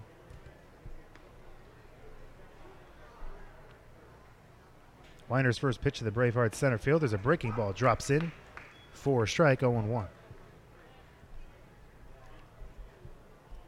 Have to think with Weiner pitch count. 42 pitches, 22 strikes, so that is 64 pitches. So pitch number 65 is inside ball 1. Have to think he'll be out for the 6th, as long as nothing disastrous happens the rest of this inning. Yeah, you think so. Hey, you take advantage of a blue starter giving you a lot more length than usually what we have seen in the past. So, yeah, if you can get 6 full innings on the Weiner, helps out the rest of those guys in that bullpen. Still has to get through Johnson here in the 5th, and he's a strike away from doing that as he plants a fastball on the outside corner, 1-2. And right now, Weiner's ERA is 1.93. It's definitely getting a lot lower. 1-2. Tapped back to Weiner in a big hop. Sets, fires the first, and that will do it. So the leadoff single goes to waste for the Bravehearts after 4.5 innings of play. We're halfway through.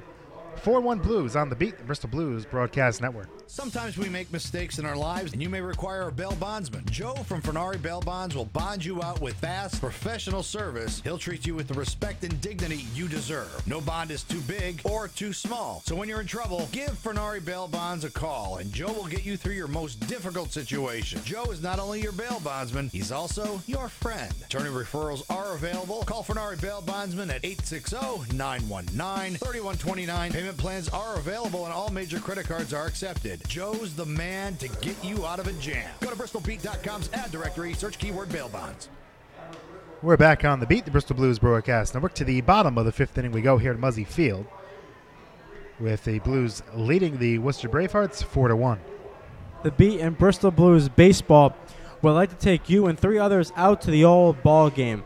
Listen to every Blues home game on the beat, Bristol's Rock Mix. Throughout the broadcast, we will give out the Blues Player of the Game. Then you must head over to the Beat's website, bristolbeat.com, or Facebook page. Look for the Beat Blues Enter to Win form. Check this out. All correct entries have a chance to win family 4-packs of tickets to an upcoming home game right here at historic Muzzy Field.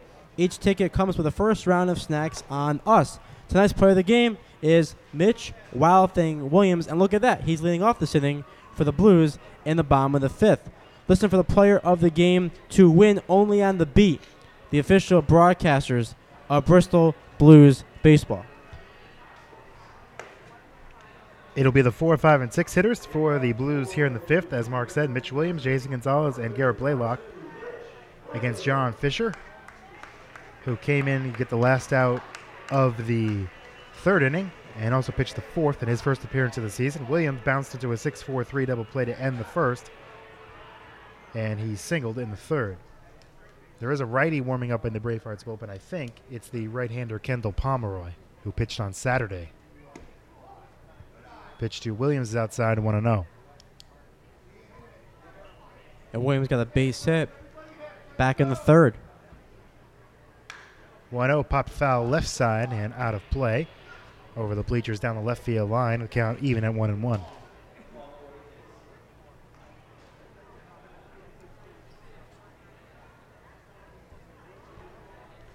1-1 from Fisher to Williams. Bounced up the middle. Does it sneak through again? It does, just like in his last at-bat. Williams sneaks a ball past the diving Jensen. So he's at first with a leadoff single. And that'll bring up the 3rd baseman, Jason Gonzalez. What can you say? You don't want to jinx it, but the last 2 times our player of the game has come through. With Blaylock and now Williams, who's 2 for 3 on the night. We'll try not to jinx it. Oh, we got to mention, I mean, he's been good. Again, a couple hits, just through the shortstop. So Williams at first with nobody out. Gonzalez 0 for 2, grounded out to short in the 2nd, struck out swinging in the 3rd. That's way high to the backstop. Goes right back to Barry, who barely had to move. And a wild pitch allows Williams to get the second. He also moved to second on a wild pitch the last time he was on base in the third inning. So he's at second with nobody out. I think overall tonight, that's the third time we've seen that. Right behind the catcher. And let a Blues runner advance. Yeah, Barry's had an interesting night behind the plate back there. And if you want a visual for those not watching the game on YouTube, Noah Syndergaard.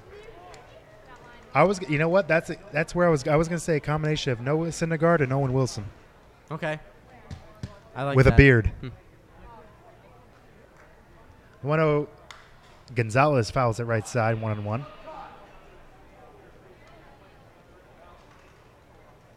Those long flowing locks behind coming out of his catcher's mask. Yeah, you, me, and Dupree. Williams at second, nobody out. Gonzalez looking to move him over to third or drive him in. Swing and a miss. And Gonzalez down on the count 1-2. And Gonzalez struck out in his last at bat on that high fastball. So do we see it again here with Fisher? He seems to like to chase the high fastball. That's the impression we've gotten over his stint so far with the Blues. 1-2. Fastball there, not high enough, but it's popped foul right side. And out of play, still 1-2. I guess the scouting report.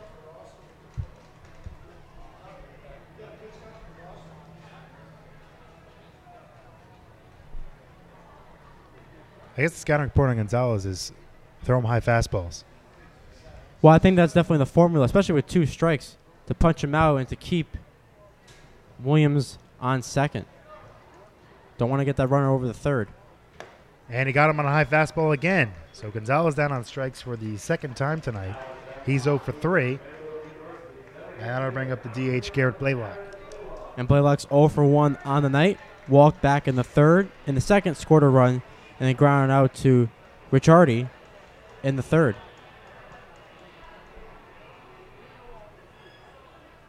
He was our player of the game from Saturday. Picked up 3 hits in that game. Trying to drive in tonight's player of the game, Mitch Williams. Hits on the ground, foul in front of the Bravehearts dugout. And the count 0-1. Let the good times keep rolling. Want to definitely get this runner across here. He reached second, nobody out. Want to get him home here. And like Blaylock, again, like the other night, that shortstop hole is pretty open. 0-1, breaking ball in the dirt. Count 1-1. Enough to where if he hits it, that could bring home the 5th run for the Blues. Just like on Saturday night. And Friday, he also did the same thing before that game was suspended. Found a hole through the left side. Here comes the 1-1 to the left-handed swinging Blaylock. Fisher deals. Foul back behind the plate, and the count 1-2. If you look at the shortstop, he's pretty much right behind Mitch Williams. And he gets over a little bit as the pitch is delivered, but not enough as to where the hole is not open. If he can get a pitch on the outer half and poke it through, there's a good chance Williams comes home to score. So he's at second, 2 out, 1 away in the 5th. Fisher deals, foul back again to the screen, still 1-2. And on deck for the Blues is Brandon Grover, who struck out in his first 2 at-bats, once in the second and once last inning in the 4th. Both of the swinging variety. 1-2 pitch to Blaylock is lined in the air to left.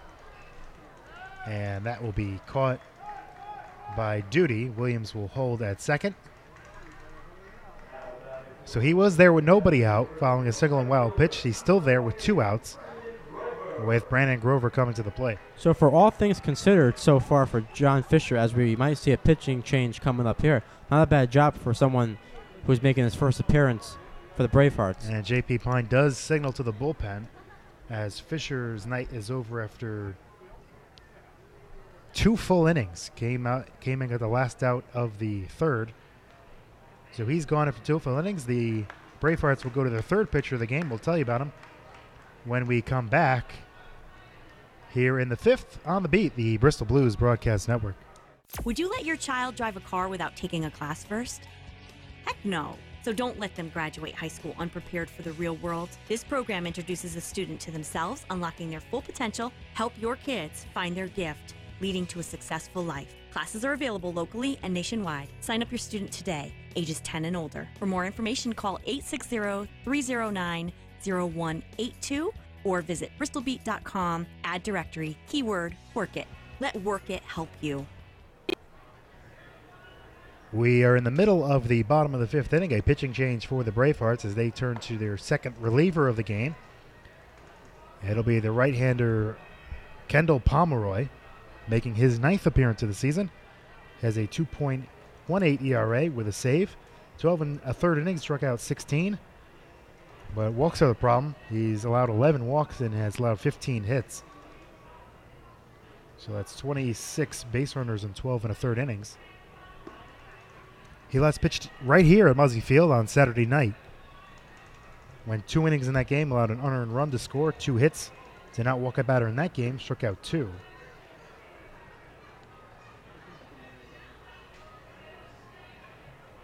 Out of his 8 previous appearances,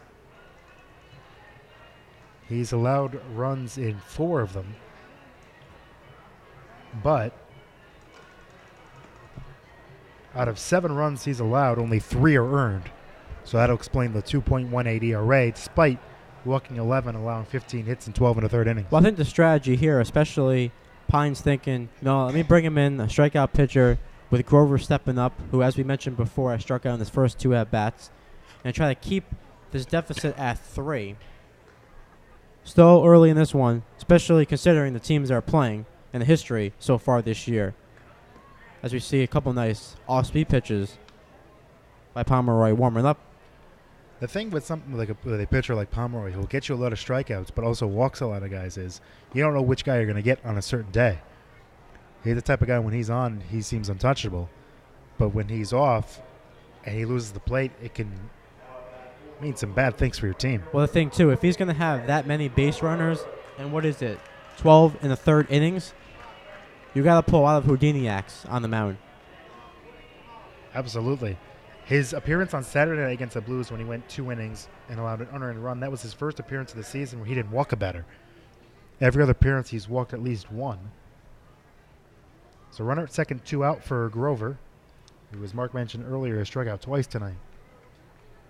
Pomeroy, the third pitcher for the Bravehearts, and deals outside ball 1. On deck is Josh Bursky. And coming up for the Bravehearts on the top of this 6 will be the 2, 3, and 4 hitters, Duty, Koshinski, and Jensen. And that should be against Ross Weiner. Yeah, the bullpen's quiet for the Blues, and rightfully so. 1-0 pitch. Grover fouls that one straight back into the screen. 1-1. I believe the last time a Blues pitcher went 6 full innings, you always go back to that doubleheader against the Navigators with Jacob Wallace. Which would have been week and a half, 2 weeks ago? Yeah. 1-1 pitch to Grover. Just misses the outside corner, 2-1. Especially then you don't have to think about going for guys for multiple innings, whether it's the usual suspects, Natoli or Grant, who pitched 2 innings yesterday. And that game against the Navigators that Mark referred to was on June 22nd. Got the complete game loss, went 6 innings. Outside 3-1 because that was a doubleheader. So after he completed the bottom of the 6th, Blues went down the top of the 7th and the game was over. And maybe since Zyberski has been hit twice, maybe he should keep those pads on. Yeah, probably. I'd say go out in full catcher's gear. 3-1 pitch. Grover takes on the outside corner, 3-2. Yeah, just in case if he gets hurt. Might be a little difficult to swing, but if he gets hit, he'll be protected.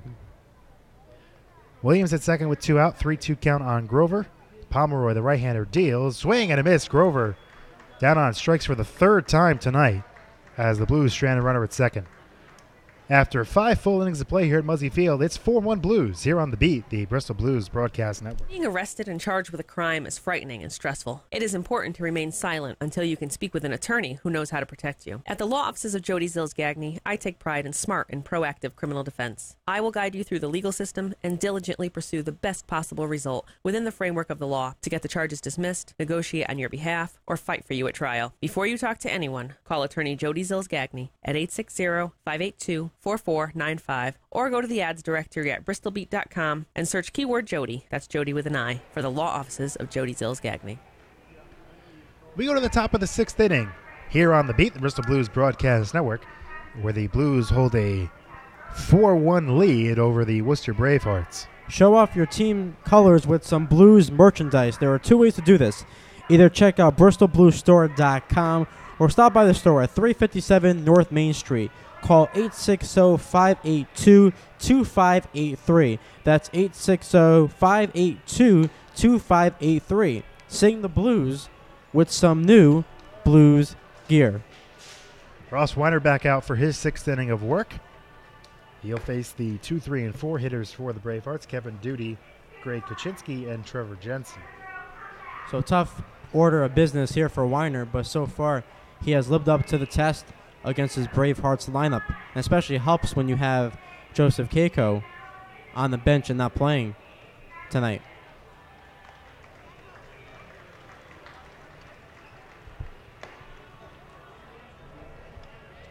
Duty on the night is 1 for 2, singled in the 1st inning and grounded out to 3rd in the 4th.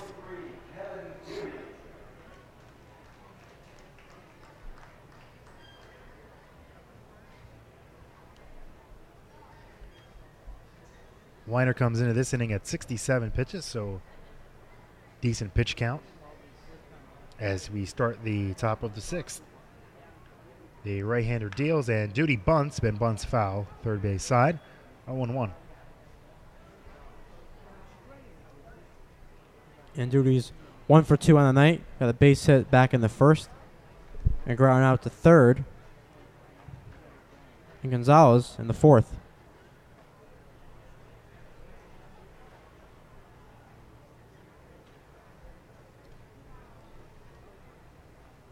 The Bryant right-hander deals a slow breaking ball. That drops in for a strike. That is one of his better breaking balls he's snapped off tonight. And he's ahead in the count 0-2. Only twice has Weiner allowed the leadoff hitter to reach, and now will not get the leadoff hitter here to reach as he strikes him out. Duty chased a breaking ball down and away. That is his Weiner's 4th strikeout of the game. And there's 1 away in the 6th for Greg Kuczynski. What can you say enough about Weiner and the job he's done tonight? Mowing down these hitters left and right. And 2 outs away from matching his season high of 6 innings pitched. Kuczynski bounced into a 1-6-4-3 double play in the 1st inning as he takes high and away ball 1 here and doubled and scored in the 4th. That double snapped a streak of 9 straight retired by Weiner. 1-0 from the right-hander. Just misses a little high, 2-0. Especially helps with a great strike-to-ball ratio for Weiner. 47 strikes, 24 balls. 25 balls now. 2-0, now high and away 3-0. So as soon as we said great strike-to-ball ratio, he falls behind 3-0 to Kuczynski. I get the feeling that we're jinxes. You got to be careful. Yeah. Sometimes. The good fortunes are turning, though. 3-0 from Weiner. On the outside corner. And the count 3-1.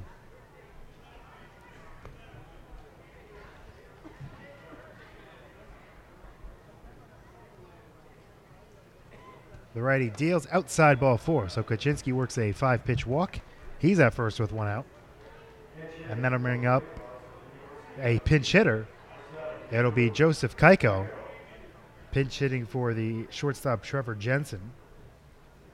So we saw Keiko getting loose out in the bullpen before. Now he will pinch hit here, the league leader in runs batted in.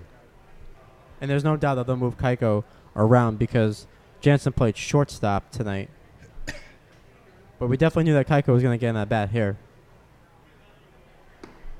And he was trying to make the most of that at bat as he swung and missed. A big swing and a miss. Count 0-1 here. Interesting, though, to take out Jensen in this game because coming into tonight hitting 348. 0-1, breaking ball down and in 1-1. So Jensen out, Keiko in. We'll see where he goes.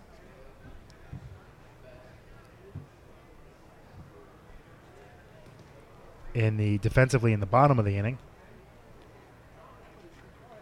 1-1, outside 2-1. Yeah, because usually we see Keiko play right field. And tonight in right field for Worcester is Pat DeMarco. So definitely J.P. Pine will have to move some guys over and get Keiko in right field. Weiner deals the 1-1. He popped him up. Left side. Foul territory is Gonzalez. He stays with it and makes the catch for the second out of the inning. That's a huge out right there to get Keiko. Even with only one guy on base, you retire him, get him through the way, and now you'll deal with John Friday, who got the only RBI for the Bravehearts back in the fourth. You know, Keiko has been hitting so well this season, leading the league in runs batted in, tied for first in home runs, came into this game hitting .319. But the Blues have handled him this season. That's probably one of the reasons, as Weiner checks the runner at first, probably one of the reasons why the Blues are 4-1 against the Bravehearts. Well, sure, especially if you're going to retire him and keep him off the bases and keep the ball in the ballpark, absolutely, and they've done a great job. First pitch to Friday's inside ball one. Now, coming into this game, Keiko was hitting .319 on the season. Against the Blues, only .238. With just 2 runs batted in. 1-0 pitch, high 2-0. So he's on the Blues have done an excellent job as a pitching staff, keeping one of the more dangerous hitters in the league quiet this season. Yeah, that's huge, no doubt. All those scouting reports, the film, it definitely has paid off so far. 2-0 the count on Friday. Swing and a miss, 2-1. And it seems as though, we think we talked about it on Saturday's game, that Keiko has a hole, and it seems like the upper inner half of the plate. He'll swing, but gets jammed a lot there. 2-1. Spike that one. No chance for Zbersky to even try to block that. And it goes right to the backstop. So the wild pitch allows Kuczynski to go to second with 2 out. And what they could do is if they put Keiko in right field, they could move DeMarco to left, but that's where we saw him on Saturday night, and they could put someone like Kevin Duty at shortstop. We'll see if Mark is indeed on the money there. Count 3-1 on Friday, and Weiner walked him. Missed down and away. So the second walk of the inning by Weiner, first and second, 2 out. And that'll bring up the tying run in Pat DeMarco. Yeah, you still might see the Blues bullpen get loose a little bit, but not yet. This is definitely going to be Weiner's inning to work into and out of trouble as he's walked 2 with Kosinski, and then Friday there with 2 outs. DeMarco is flat out to center, grounded out to second. First pitch in on the ground up the middle. Frasca fields, steps on the bag, and Weiner out of trouble. 5.5 innings in the books here at Muzzy Field, with the Blues on top 4-1 on the Beat, the Bristol Blues Broadcast Network. The Beat Bristol's Rock Mix is proud to be the official broadcast station of the Bristol Blues, the city's very own baseball team. So whether you're at the field or away, catch every home game from Muzzy Field by listening to the broadcast at bristolbeat.com or on our free app. This year's winning combination, Bristol Blues baseball on Bristol's Rock Mix, The Beat.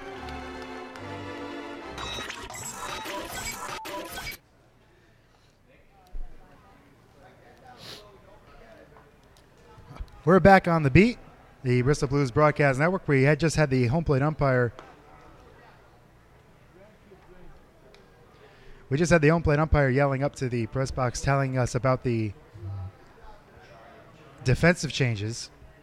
So Mark seems to be right. We have Kevin Duty at second base. Dante Ricciardi moves from second to short. Pat DeMarco moves from right to left, and Joseph Kaika, who pinch hit for the shortstop Jensen, moves to right. We'll take a look at the FCBL scoreboard for Monday, July 3rd. In Game 1 of the doubleheader, the Navigators beat the Silver Knights 11-5 in that game. The North Shore just scored 10 runs in the top of the first. Then in game number 2, the Silver Knights beat the Navigators 6-4 in 7 innings. That game time, 1 hour and 50 minutes. In the bottom of the 6th inning, currently the Dirt Dogs have a 9-1 lead over the Seacoast Mavericks. And also in the bottom of the 6th, the Sharks lead the Brockton Rocks 13-2, just like the North Shore Navigators. The Sharks scored 10 runs in the bottom of the first. A lot of scoring around the FCBL today. Must be in the mood for fireworks. Leading off for the Blues in the bottom of the 6th is the catcher Josh Zaberski. And Pomeroy deals a strike 0-1. Zaberski, with a painful night at the plate, has been hit by a pitch twice, but that pain must subside a little bit when you come around to score both times. 0-1, breaking ball in the dirt, 1-1.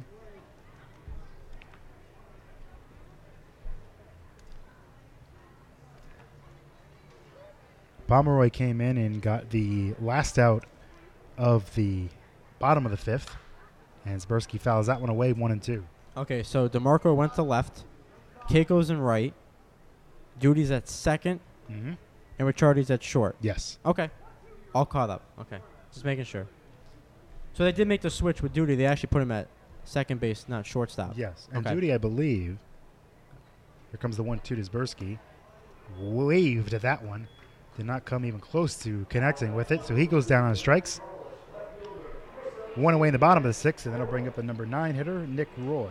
Who's 2 for 2 and has 2 RBIs on the night in the number 9 hole. So his hot hitting continues.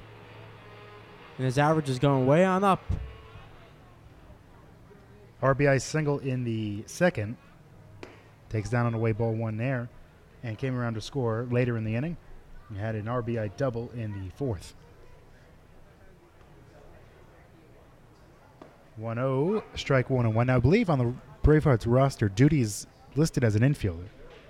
Yes, he is. Correct. So he was playing out of position a little bit. 1-1 pitch out on the outside corner, 1-2.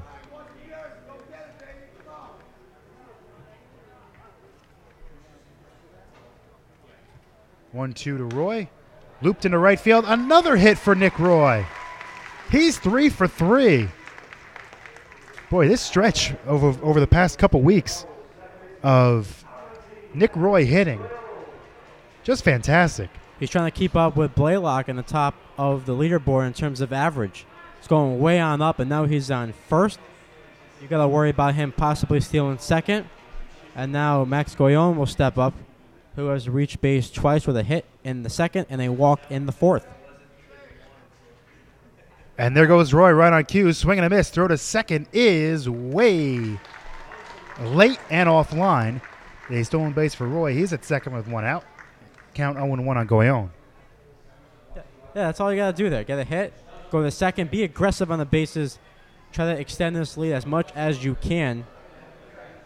And Goyon even drove in an RBI back in the 2nd, so another opportunity for him 2 that base hit to do it again here. Pomeroy deals in the dirt, and that gets away, and that will let Roy go to third. So now the Bravehearts will have to bring the infield in down by 3 in the 6th with a runner at third and 1 out, and Goyon can get a run home with an out. And clearly now the Bravehearts will move everyone in to the infield, try to cut off that run at home. But, yeah, once again, ABC baseball. Base hit, steal second, move to third on a wild pitch. And by the way, Goyon with that base hit, his average now 360. Goyon swings and misses, count 1-2. Not too far behind now. He's getting up there. Now he didn't play a lot early in the season, so he still needs some more at bats to have an official to make it really official. Here comes the 1-2. Breaking ball did not chase it. 2-2. See, he's still 3 at-bats tonight. He now is at 50 on the season. Probably will need a few more to enter the league lead as that one misses down low 3-2. I wonder what's the requirement for at-bats. He probably need a few more. Imagining he needs. Here comes a 3-2 pitch. Swing and a miss. Goyon down on strikes. Not what Goyon wanted to do there with a runner at third and 1 out. So 2 gone here in the 6th, and then I'll bring up Chris Davis. And Chris Davis on the night, 0 for 2 with a walk in the 1st, struck out in the 2nd, and ground out to 1st in the 4th. So Roy at third, 2 out. Davis looking for a 2-out hit to try to extend the Blues' lead. Your Hart's back there. Does he dare have a bunt? Breaking ball from Pomeroy misses ball 1. That's always gutsy, especially with 2 outs. But if you lay it down correctly, get on first base, run scores, look like a genius. And he popped him up. Shallow left. That will hang up just enough to be caught by the left fielder DeMarco. After 6 full innings of play, 4-1 Blues lead the Bravehearts on the beat, the Bristol Blues Broadcast Network. Looking for a great day out on the golf course? Join us for the Central Connecticut Chambers of Commerce Golf Tournament taking place Monday, August 7th at Tunx's Country Club in Farmington. This tournament is tons of fun with lots of prizes, great food, free gifts, good company, and some beautiful golfing. Plus the chance to win 5 hole-in-one prizes, including $10,000, 2 Harleys, and 2 brand new cars. Sponsorships, foursomes, and individual golfer opportunities available. Register today at centralconnecticutchambers.org. To the top of the 7th inning we go here on the beat, the Bristol Blues Broadcast Network, with the Blues on top of the Bravehearts 4-1, and Ross Weiner comes back out for potentially his 7th full inning of work. That's right. All he needs is 1 more out to surpass his season high, and he'll do it against the 7, 8, and 9 hitters, Nick Berry, Brian Hart, and Dante Ricciardi, who's now playing shortstop for the Bravehearts. So the 7, 8, and 9 hitters, as Weiner, you can't say enough about the performance, Rick, that he has had on the mound tonight, especially against a team like the Bravehearts and some of the games that we have been here, and they put on an offensive show. He has done an excellent job thus far against a good hitting team, and he will look to set a new season high in innings pitched for a game. He will do that if he just gets 1 out, as Mark said, but hopefully for him and for the Blues, maybe he can get through 7 full. That'd be great. That'd be a season high for the Blues overall as a team. If you can get Weiner, one of your best pitchers on the mound, give him 7 full innings, and leave the rest of the work in those 6 outs for the boys in blue in that bullpen. The right-hander Anthony Marone is warming out there, just in case Weiner gets into trouble here in the 7th. Or perhaps it's a pitch count that we don't know about. First pitch to the catcher, Berry skips right to the backstop. Zversky got no glove on it. And the count 1-0. And we saw Marone pitch 3 scoreless innings against the Bravehearts back on June 24th, if he does come into this game. Marone really enjoys pitching at the Bravehearts. 1-1.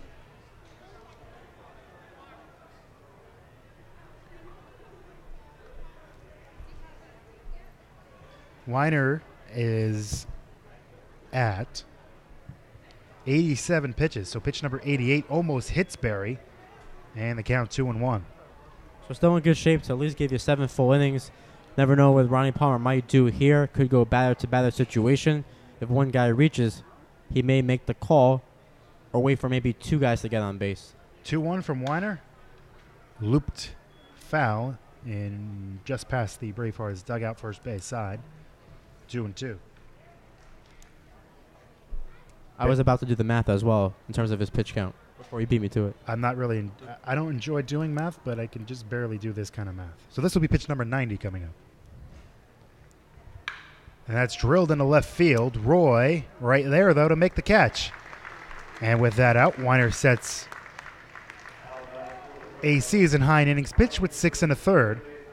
1 out here in the 7th as the third baseman Brian Hart comes to the plate. Oh, for sure. Keep him going. Gets the first out there. Huge job. Allowing it out to Roy and left. And now you'll see Brian Hart, who's 0 for 2. Popped out to short in his first at-bat. Struck out in the 5th. First pitch, squares the bunt, but curveball drops in for a strike, 0-1. Weiner, of the 7 innings, the 7 leadoff men he has faced, he's gotten the leadoff man out 5 times. Breaking ball in the dirt, 1-1. We said how important that was to make sure you retire the leadoff hitter, especially when you look at the top 2 guys in that Bravehearts lineup. Coming into tonight's game, 18 stolen bases between Johnson and Duty. Weiner's 1-1 delivery just misses the outside corner. Zbersky tried to bring it back, but it's outside, 2-1. The only leadoff hits he allowed were hits to Johnson to lead off the first inning and a hit to Barry to lead off the 5th. That's it. 2-1. High fastball, Hart swings through it, 2-2. And you know when everything settled down for Weiner? Back in the first with that big double play, which he was involved in. Well, at least his foot was involved in. Deflecting it to short to start the 1-6-4-3 double play. 2-2. That skips in there and hops high off the screen, and the count full, 3-2.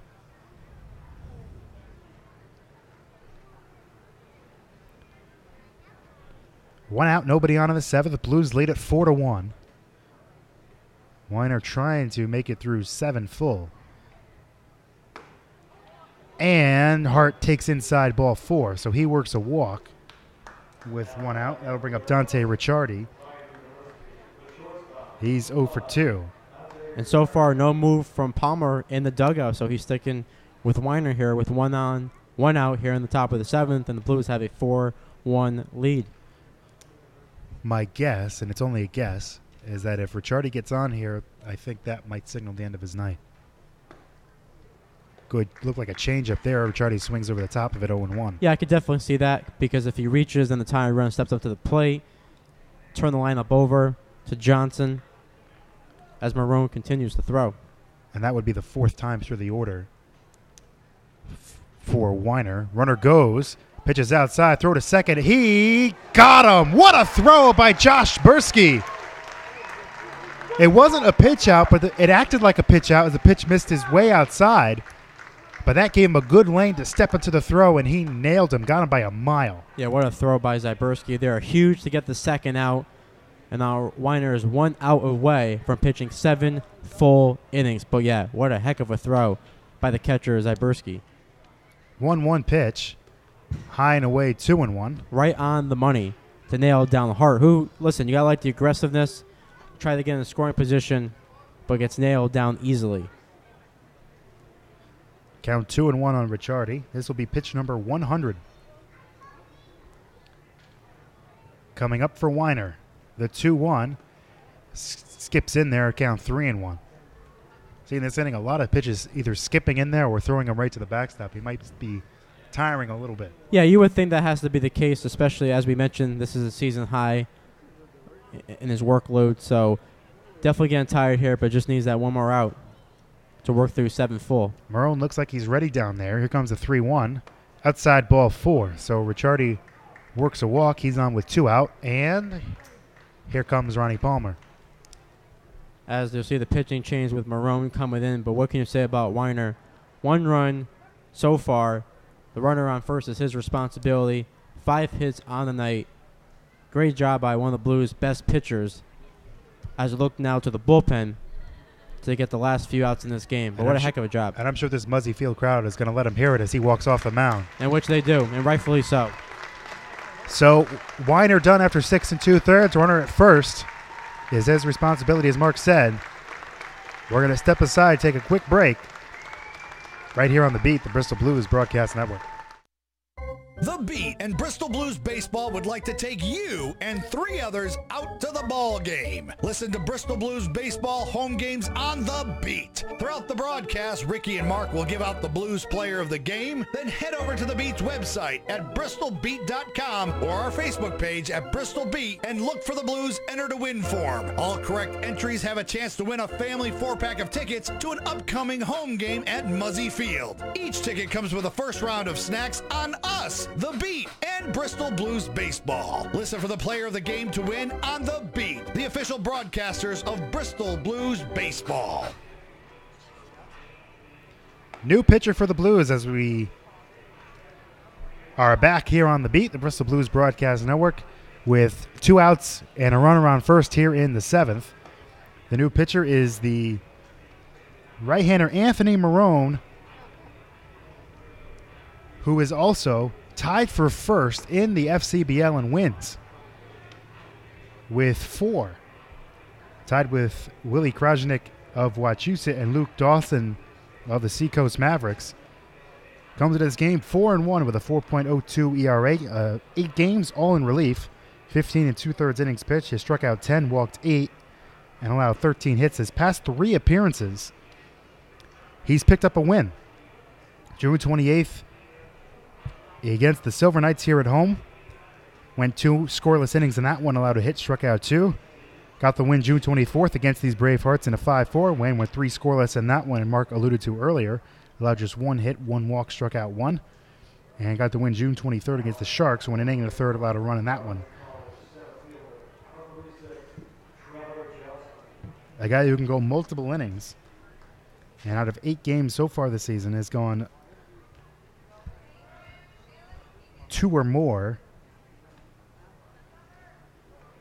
5 times. Deals with a runner at first, 2 out here. And Luke Johnson. And that hit him. So Marone's first pitch of the night, and he drills Johnson. And that puts runners on first and second, 2 out for Kevin Duty. Yeah, not what you want to do there for Marone to hit your first batter on that first pitch. And now the tying run does come to the plate in Kevin Duty, who is 1 for 2 on the night. Base hit back in the first, ground out to third in the 4th, and struck out last inning in the 6th.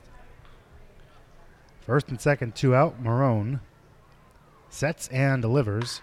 Line right back to him. Self-preservation. That was headed right for his face. Stuck the glove up and made the catch for the final out of the 7th. So Marone will try to take his heart out of his throat as we do the 7th inning stretch. Here on The Beat with the Blues leading at 4-1, the Bristol Blues Broadcast Network. Bristol Blues present Northeast Wrestling live at Muzzy Field in Bristol, Connecticut on Friday, July 28th. See Rey Mysterio, Big Sexy Kevin Nash, Jack Swagger, Jerry Lawler, Hacksaw Jim Duggan, Wrecking Ball Legursky, Ron Zombie, and more. Autograph signing with the stars before the event. Tickets start at only $10, available now at bristolbluesstore.com, northeastwrestling.com, or at the stadium box office. See Rey Mysterio, Kevin Nash, Jack Swagger, and more live at Muzzy Field in Bristol on Friday, July 28th. Brought to you by Ben & Jerry's of Connecticut. To the bottom of the 7th inning we go here at Muzzy Field. The Blues lead the Bravehearts of Worcester 4-1. The bottom of the 7th means it is time to wish Major League players a happy birthday on this July 3rd. A happy 34th birthday to Edison Volquez, Miami Marlins pitcher, who is the only pitcher this season to throw a no-hitter or a perfect game.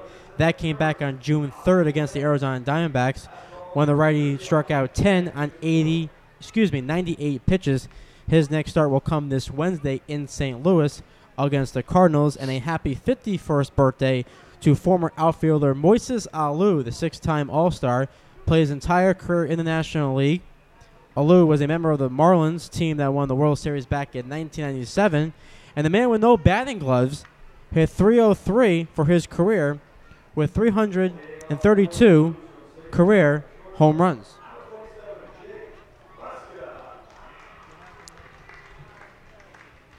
Jake Frasca lead things off for the Blues in the bottom of the 7th against Kendall Pomeroy on for another inning. The 3rd Bravehearts pitcher of the game. Frasca, then Mitch Williams, the cleanup hitter and player of the game, followed by the number 5 hitter, Jason Gonzalez. And Frasca like Gonzalez and Grover, have struck out in his last 2 at-bats. First pitch, inside, ball 1 to Frasca. But did reach on an error back in the first. Takes a fastball, strike 1-1. We talked about the other night, Mark Grace, potential Hall of Famer. 1-1 is popped foul out of play. Count 1-2. Moises Alou, a little stronger case than Mark Grace. For you? No, I would say pretty much the same. Solid player. Enjoyed watching him during his career play all for those National League teams. But no, not a Hall of Famer. But No. put up solid numbers, don't get me wrong. But in terms of that level, never thought of him making it to Cooperstown. The 1-2 pitch, Frasca goes down on strikes. That is the 3rd time he has struck out tonight. 1 away. Here comes the player of the game, Mitch Williams. Williams tonight has 2 for 3, bounced into a double play in the first, and is singled in his last 2 plate appearances in the 3rd and in the 5th. Now, according to Baseball Reference, the fantastic stat website, as Pomeroy deals to Williams' breaking ball strike 0-1, on the bottom of the page they have Hall of Fame stats and whether or not they fall in with other players historically. And on Moises Alou, here's the 0-1 pitch to Williams. Hit on the ground to first. Friday steps on the bag, and Williams retired, 2 gone. A Hall of Fame monitor score of 100. Moises Alou is at an 80. And by the Hall of Standard score, the likely...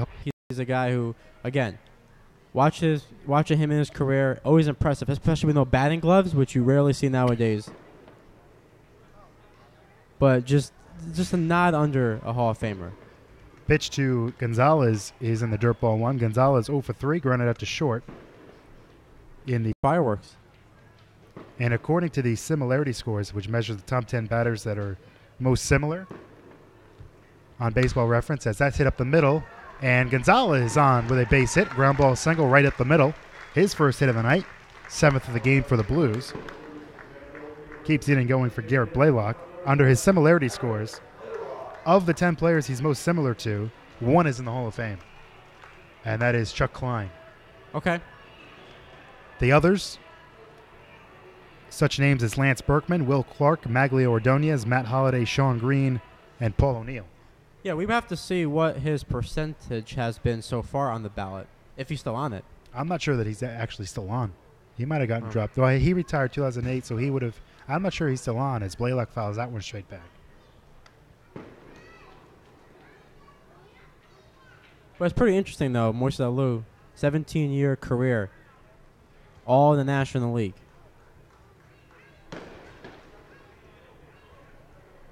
Played a long time. Here's the 0-1. Line foul left side 0-2. Of course, Father Felipe Alou, player in this league, also manager. That's right. And I believe Moises Alou now acts as the GM for The minor league baseball team? No, I believe he works as the GM for, I think, Team Puerto Rico in the World Baseball Classic. Runner goes, pitch in the dirt, and Gonzalez is going to make it to second standing, so he steals a base. He's at second with 2 out, count 1-2.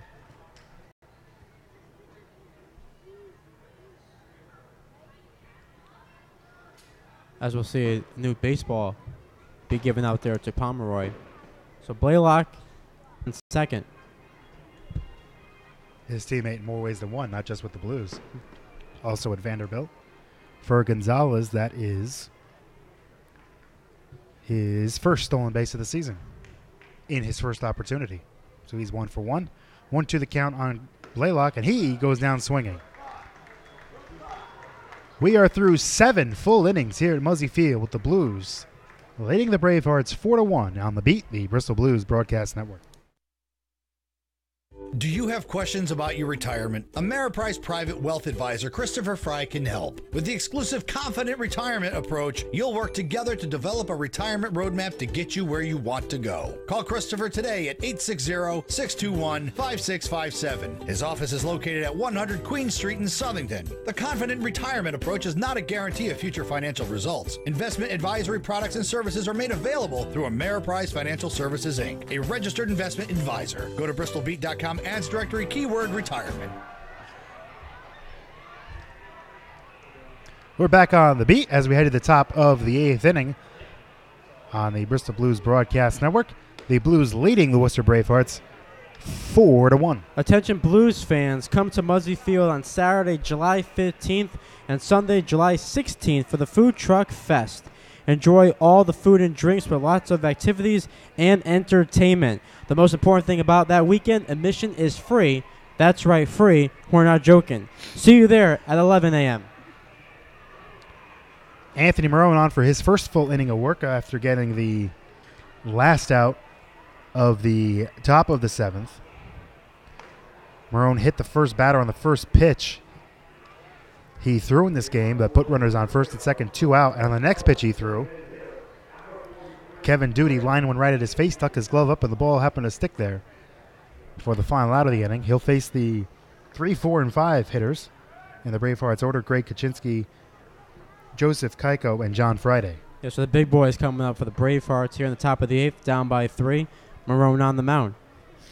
But both pitchers tonight for the Blues contributing.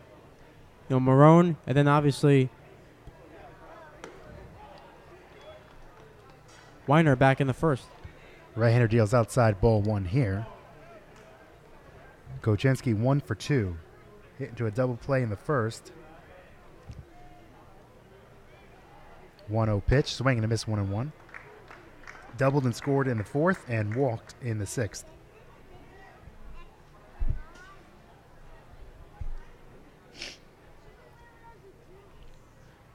A 1-1 to count to the powerful left-handed hitter. Marone deals, that's chopped over the mound. Marone with a over-the-shoulder grab, throws to first. What a fantastic play by Marone. A high chop, high over the mound, and looking a little like Willie Mays or maybe a tight end catching a fade into the back corner of the end zone. Made the over-the-shoulder catch, spun, and fired a strike to first for the first out of the 8th. The great defensive gems continue for the pitchers. So Marone, last 2 outs, all him. That's a huge play right there, especially with Keiko coming up now with nobody on base. Keiko pinch hit for Jensen, for the shortstop Trevor Jensen, as he takes a strike 0-1. That was in the 6th inning. Keiko did not get the start, and he ended up popping up in foul territory to third. 0-1. That's hit in the air deep down the line and left. Roy giving chase, but that's heading into the Blues bullpen untouched, 0-2. So again, you see these Blues relief pitchers come in, and what's the one thing they do, which is so important for a relief pitcher, and that's throw strikes. As we did see Tommy Curtin, once this inning was over, he did walk to the bullpen, so if this lead holds up, we might see him try to shut it down in the 9th. Marone sets the 0-2 to Keiko. And that's hit in the air to left field again. This one might stay fair, and it does. Keiko heading to second, and he's going to be in there standing with a 1-out double. Well, you knew for sure that Marone would have to work pretty hard this inning, especially with the guys coming up. And now you have Friday stepping up, who's 1 for 2 on the night. 1 for 1 on the night. Flew out in the first. RBI single in the 4th. And walked in the 6th. So Keiko at second. 1 out. Marone deals to Friday, breaking ball outside, ball 1. And on deck is Pat DeMarco, who started the game in right field, is now in left field. And he's 0 for 3 on the night. Move to left to make room for Keiko.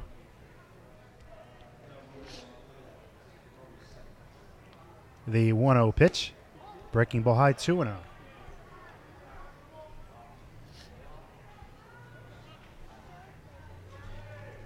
So Marone tried to work his way back into the count, falling behind 2-0 on Friday.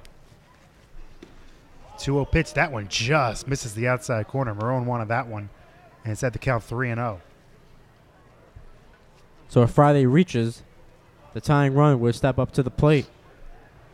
Blues still lead here, 4-1, in the top of the 8th. 3-0 pitch. High ball 4, and that is not what Marone wanted to do. He does set up a ground ball double play potentially, but the tying run will come to the plate in Pat DeMarco. Pat DeMarco's first at-bat flew out to Chris Davis, and the fourth at-bat ground out to Goyon.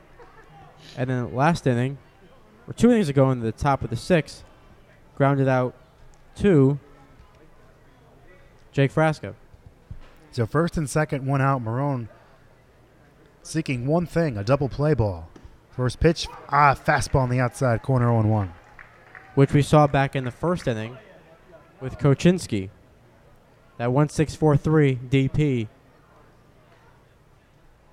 Geico at second, Friday at first. A double and a walk. The 0-1 to DeMarco. Outside corner, just missed it. And the count 1-1. Actually, we saw both teams ground to double plays in the first. Mitch Williams hit into a 6-4-3. That's right. For the Blues that inning. And Marone's looking for one right here. The right-hander deals with the right-hander hitting DeMarco. Breaking ball. Did not chase it. And the count 2-1. And on deck is Nick Berry, the catcher tonight. We got a base hit back in the 5th. 2-1 the count on DeMarco with first and second, one out in the 8th. Blues lead by 3. Marone sets at the chest, the 2-1. Hit on the ground, right side. What a pick by Williams. Goes to second for the force. Throw back to first. Is not in time. What a pick by Mitch Williams at first base. Kind of elated. And got the force at second, so the force goes 3-6. And the runners are on the corners with 2 out. And for the catcher, Nick Berry. Yeah, Marone now one more out of the way from working into and out of trouble against these tough Brave hitters as now Berry steps up to the plate. But as you said, great play by Mitch Williams there through the second for 1. The relay back to first, not in time, but nice play there by Williams. Player of the game doing it on both ends. Marone deals with Berry. First pitch, fastball just misses the outside corner, 1-0. Yeah, 2 hits for Mitch Williams tonight. And as you said, a great defensive play. Marone trying to work out of a jam with runners on the corners, 2 out. Blues up by 3. The righty fires. Fastball outside corner, 1-1. Seems like both pitchers tonight for the Blues, Weiner and Marone, getting that call on the outside corner. Berry lined out to second in the 2nd, singled in the 5th, and flied out to left in the 7th. This only his 2nd game with the Bravehearts. 1-1, fastball outside, 2-1. And on deck is the shortstop now, Dante Ricciardi, who walked last inning in the top of the 7th.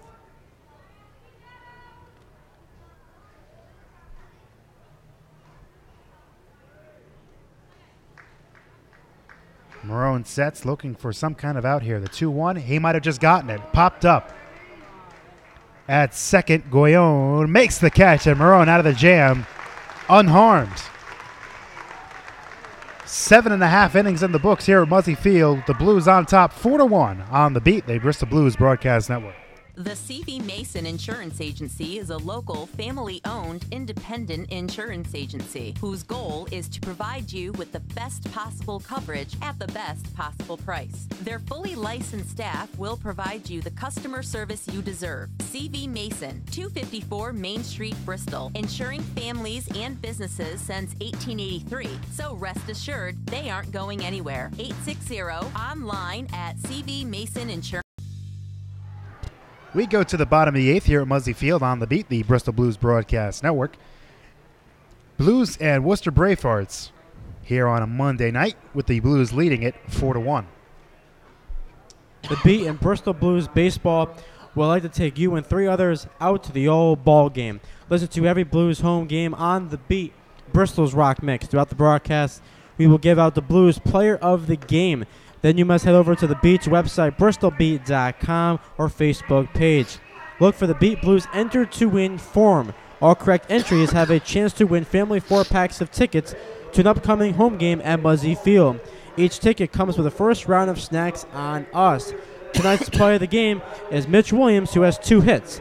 Listen for the player of the game to win only on the Beat, the official broadcasters of Bristol Blues baseball. The bottom third of the order do it for the Blues in the bottom of the 8th. It'll be Brandon Grover, Josh Kendall Pomeroy, who has thrown 2 1/3 innings of relief so far. The third pitcher for the Bravehearts, following the starter Justin Willis and the reliever John Fisher.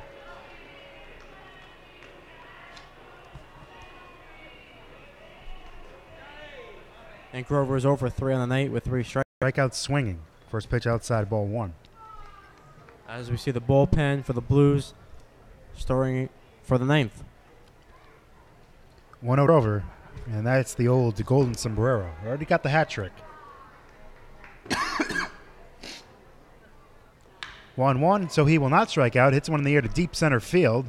Johnson out of the bottom of the 8th. You got to come out and watch the top collegiate players participate in the FCBL All-Star Game on Tuesday, July 18th, right here at Muzzy Field. Tickets are currently available at BristolBluesStore.com or at the Blues retail store at 357 North Main Street.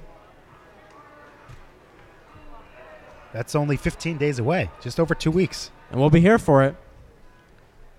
Home Run Derby that night as well. It's going to be a fun night here.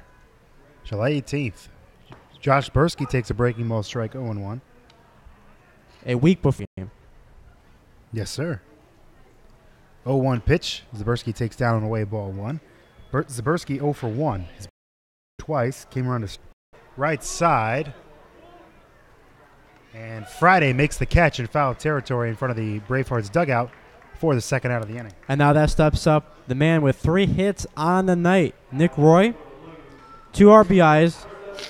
And then he got a base hit back in the 6th and hitting 9th. With 3 hits tonight, got the average up to 360 in 50 at-bats. His first pitch to him, breaking ball down and away, ball 1. This All-Star game comes a week after the MLB All-Star game, and we'll have to finish that thought next inning. Hit on the ground to second, and Roy's retired 4-3, and that will do it. Top of the 9th, the Blues looking to secure this 4-1 lead here on the Beat, the Bristol Blues Broadcast Network. Sometimes we make mistakes in our lives, and you may require a bail bondsman. Joe from Fernari Bail Bonds will bond you out with fast, professional service. He'll treat you with the respect and dignity you deserve. No bond is too big or too small. So when you're in trouble, give Fernari Bail Bonds a call, and Joe will get you through your most difficult situation. Joe is not only your bail bondsman, he's also your friend. Attorney referrals are available. Call Fernari Bail Bondsman at 860-919-3129. Payment plans are available, and all major credit cards are accepted. Joe's the man to get you out of a jam. Go to BristolBeat.com's ad directory, search keyword bail bonds. To the top of the night, go here at Muzzy Field. 4-1, Blues lead it. And who comes on to close it out? Who else but Tommy Curtin, trying to close things down in the top of the 9th. He currently comes into this game tied for the league possession of that lead with 7. He'll face the 8, 9, and 1 hitters in the Bravehearts lineup to try to do that. Brian Hart, Dante Ricciardi, and then Trevor Johnson. Please make sure to listen to our next broadcast, which takes place tomorrow at 7 against the Silver Knights on the 4th of July. Free Blues up to the ballpark. And as always, if you can't make it over here to Muzzy, check every home game of the Bristol Blues, the city's very own baseball team, on the Beat, Bristol's Rock Mix. The Beat is proud to be the official broadcast station of your Bristol Blues. Curtin, the Bristol, Connecticut native who goes to CCSU, will make his 8th appearance of the season. He's 0-1 on the season with a 2.45 ERA. As we mentioned, has 6 saves, 7 in the 3rd inning. He struck out 11, walked 2, and allowed 6 hits. He last pitched right here at Muzzy Field against these same Bravehearts 2 nights ago. And the Blues are trying to improve to 14-13 on the season and to win their 10th game at Muzzy Field. He is 0 for 2. Popped up to short, struck out looking, and walked and was caught stealing. So Curtin trying to shut things down in the ninth. First pitch, squares the bunt, bunts it to third, and foul. Job there by Gonzalez, not taking the chance, but nice bunt there, though, by Hart. And that counts 0-1. Curtin this season against the Bravehearts has pitched in 3 games, has picked up the save in all 3 of those games, and 2 strikeouts.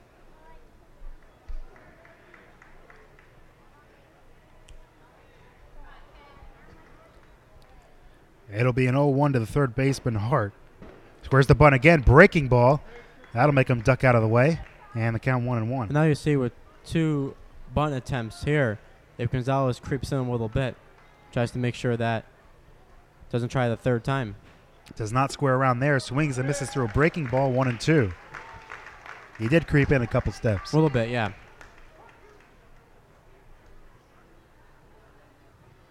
That's and delivers. He struck him out swinging, got him to chase a high fastball. And a good start for Curtin here in the top of the ninth. Gets the strikeout, 1 away. Yeah, nice high fastball to get Hart right there from a 9-hitter. As the Blues are just 2 outs away from snapping that 1-game losing streak. And for beating the Bravehearts for the 5th straight time. First pitch, fastball high, 1-0. And 6 attempts, and this will be huge, especially in the division. You want to keep the Bravehearts away. Just keep racking up victories in your own division. 1-0, breaking ball down and in, 2-0. Flied out to left in the 5th and walked in the 7th. Curtin deals. Just miss. Looked like that might have gotten plate, but it's called a ball, and he falls behind 3-0. And the lineup turns over next with Trevor Johnson waiting on deck. Curtin looking for a strike, and he gets it, pours in a fastball right down the middle, 3-1.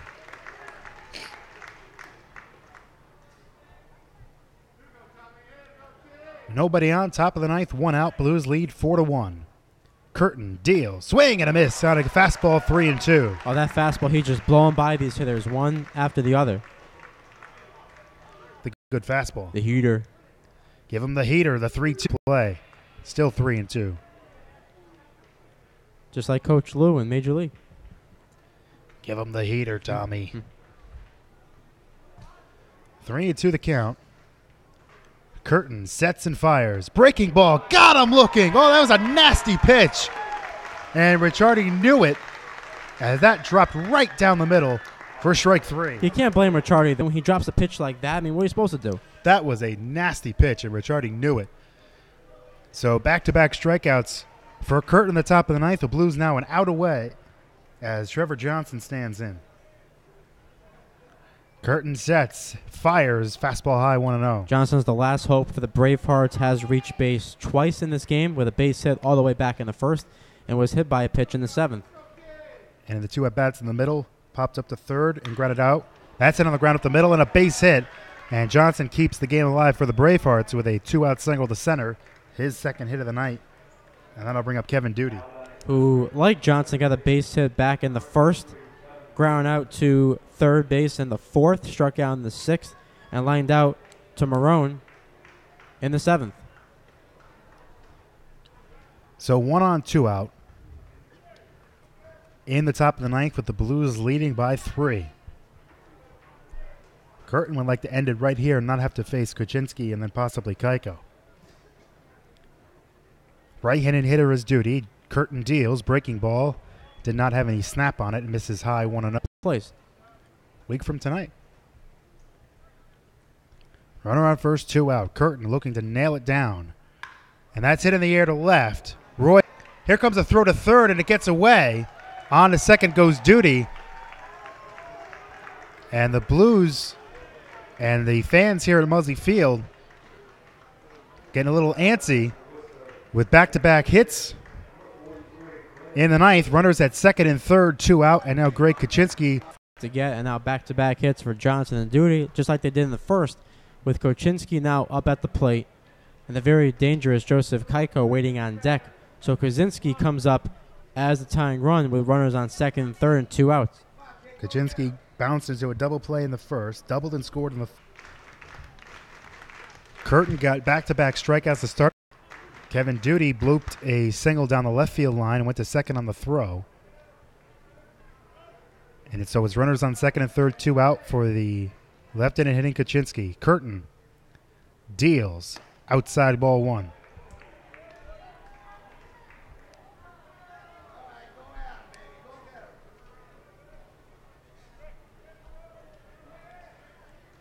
Curtin. Especially when you always get runners on base, the best hitters will always step up and be that last one out. Always seems to be that way. Almost always. Here's the 1-1. Breaking ball. Chapped foul outside of first. And the Blues are a strike away as this Muzzy Field crowd starts to get loud. As Curtin looking to strike out the side here in the 9th. Got Hart, Ricciardi, and will look to strike out Kaczynski here as the crowd is rising to their feet, looking for that third out. Curtin sets the 1-2 to Kaczynski. Down low ball 2. Crowd was looking for that strike as now some of the players are waving their arms, trying to make this crowd get a little louder here, which they definitely are. That looks like Ben Maycock leading the crowd down there. Here comes the 2-2 from Curtin. Breaking ball, Kaczynski laid off, and now it's full 3-2. And once again, if Kaczynski gets up, gets on base, Keiko's on deck. Not the guy you want to face. Second and third, 2 out. Top of the 9th, Blues lead by 3. Curtin steps off and wants Zbersky to go through the signs again. Always drama here at Muzzy. Always. Wouldn't want to have it any other way. Curtin now sets the 3-2 pitch. He struck him out swinging on a breaking ball, and that'll do it. As for the second time in 3 nights, Tommy pulls down the curtain on the Bravehearts. And the Blues now 5-1 on the season against Worcester. And when he has that big-time fastball that he can blow by you and then goes to the curveball for 2 of the 3 strikeouts, what can you say? Once again, Curtin does the job in the 9th against the Bravehearts, and the Blues snap their 1-game losing streak, and they come back tonight. They bounce back, and they pick up the 5th victory against the Bravehearts and now move over 500 with a record of 14-13. And the story of the night for the Blues, the pitching. Ross Weiner with 6 2/3 great innings. To start it, Anthony Marone went an inning and a third, and then Curtin got a little hairy there in the 9th, but he does end up striking out the side. And this pitching has done a great job against a really good hitting offense, a really good hitting team in the Bravehearts all season. Oh, definitely. All season long they have. Obviously, they lost that first meeting when they played them all the way back in early June, but now 5 consecutive wins against Worcester. And we saw some great defensive players by the pitchers with the double play back in the first inning with Weiner, and then that liner right back to Marone in the 7th. This was not one of those back-and-forth games like we've come to see between the Bravehearts and Blues. The Blues scored 3 times in the 2nd. Each team scored once in the 4th, and then that was it. All zeros after that. And the Blues pitchers made it count as they win this one, their 5th win over their past 5 games against the Bravehearts. You can't talk about it enough because it's in the division, this famous West Division. Everyone's trying to reach up to the Dirt Dogs, who were in first place, and they were winning tonight when we checked the scoreboard back in the 6th, and we'll see what happens this weekend. But for the Blues, can't worry about them right now. Got to take care of business, which they did tonight, and we'll see what happens when we're here again tomorrow against the Silver Knights. We are indeed back here tomorrow. The final line scores for the Bravehearts: 1 run, 8 hits, 2 errors. For the Blues, 4 runs, 7 hits, and they did not commit an error as the Blues on the season go to 14-12 and pick up a couple more points. They're coming on the Dirt Dogs. They're right on the heels of the Dogs, so to speak. The win tonight goes to Ross Weiner. The loss to the starter Justin Willis. And the save to Curtin, his 7th of the season. He now is in sole possession of the league lead in saves with his 7th of the season. Our thanks to our on-site producer, Mr. Jordan DiUlio, along with our staff and management of Bristol Blues Baseball for making our broadcast possible. Our next game, as Mark said, tomorrow night at 7 o'clock against the Silver Knights. The gates open an hour and a half before the start of the game, so that'll be 5:30 tomorrow. If you can't make it to the game, you can catch it all right here on the beat, beginning with the pregame show a few minutes before the first pitch, probably around 6:54, 6:55 or so. For the July 4th broadcast, expect a lot of fireworks for that one.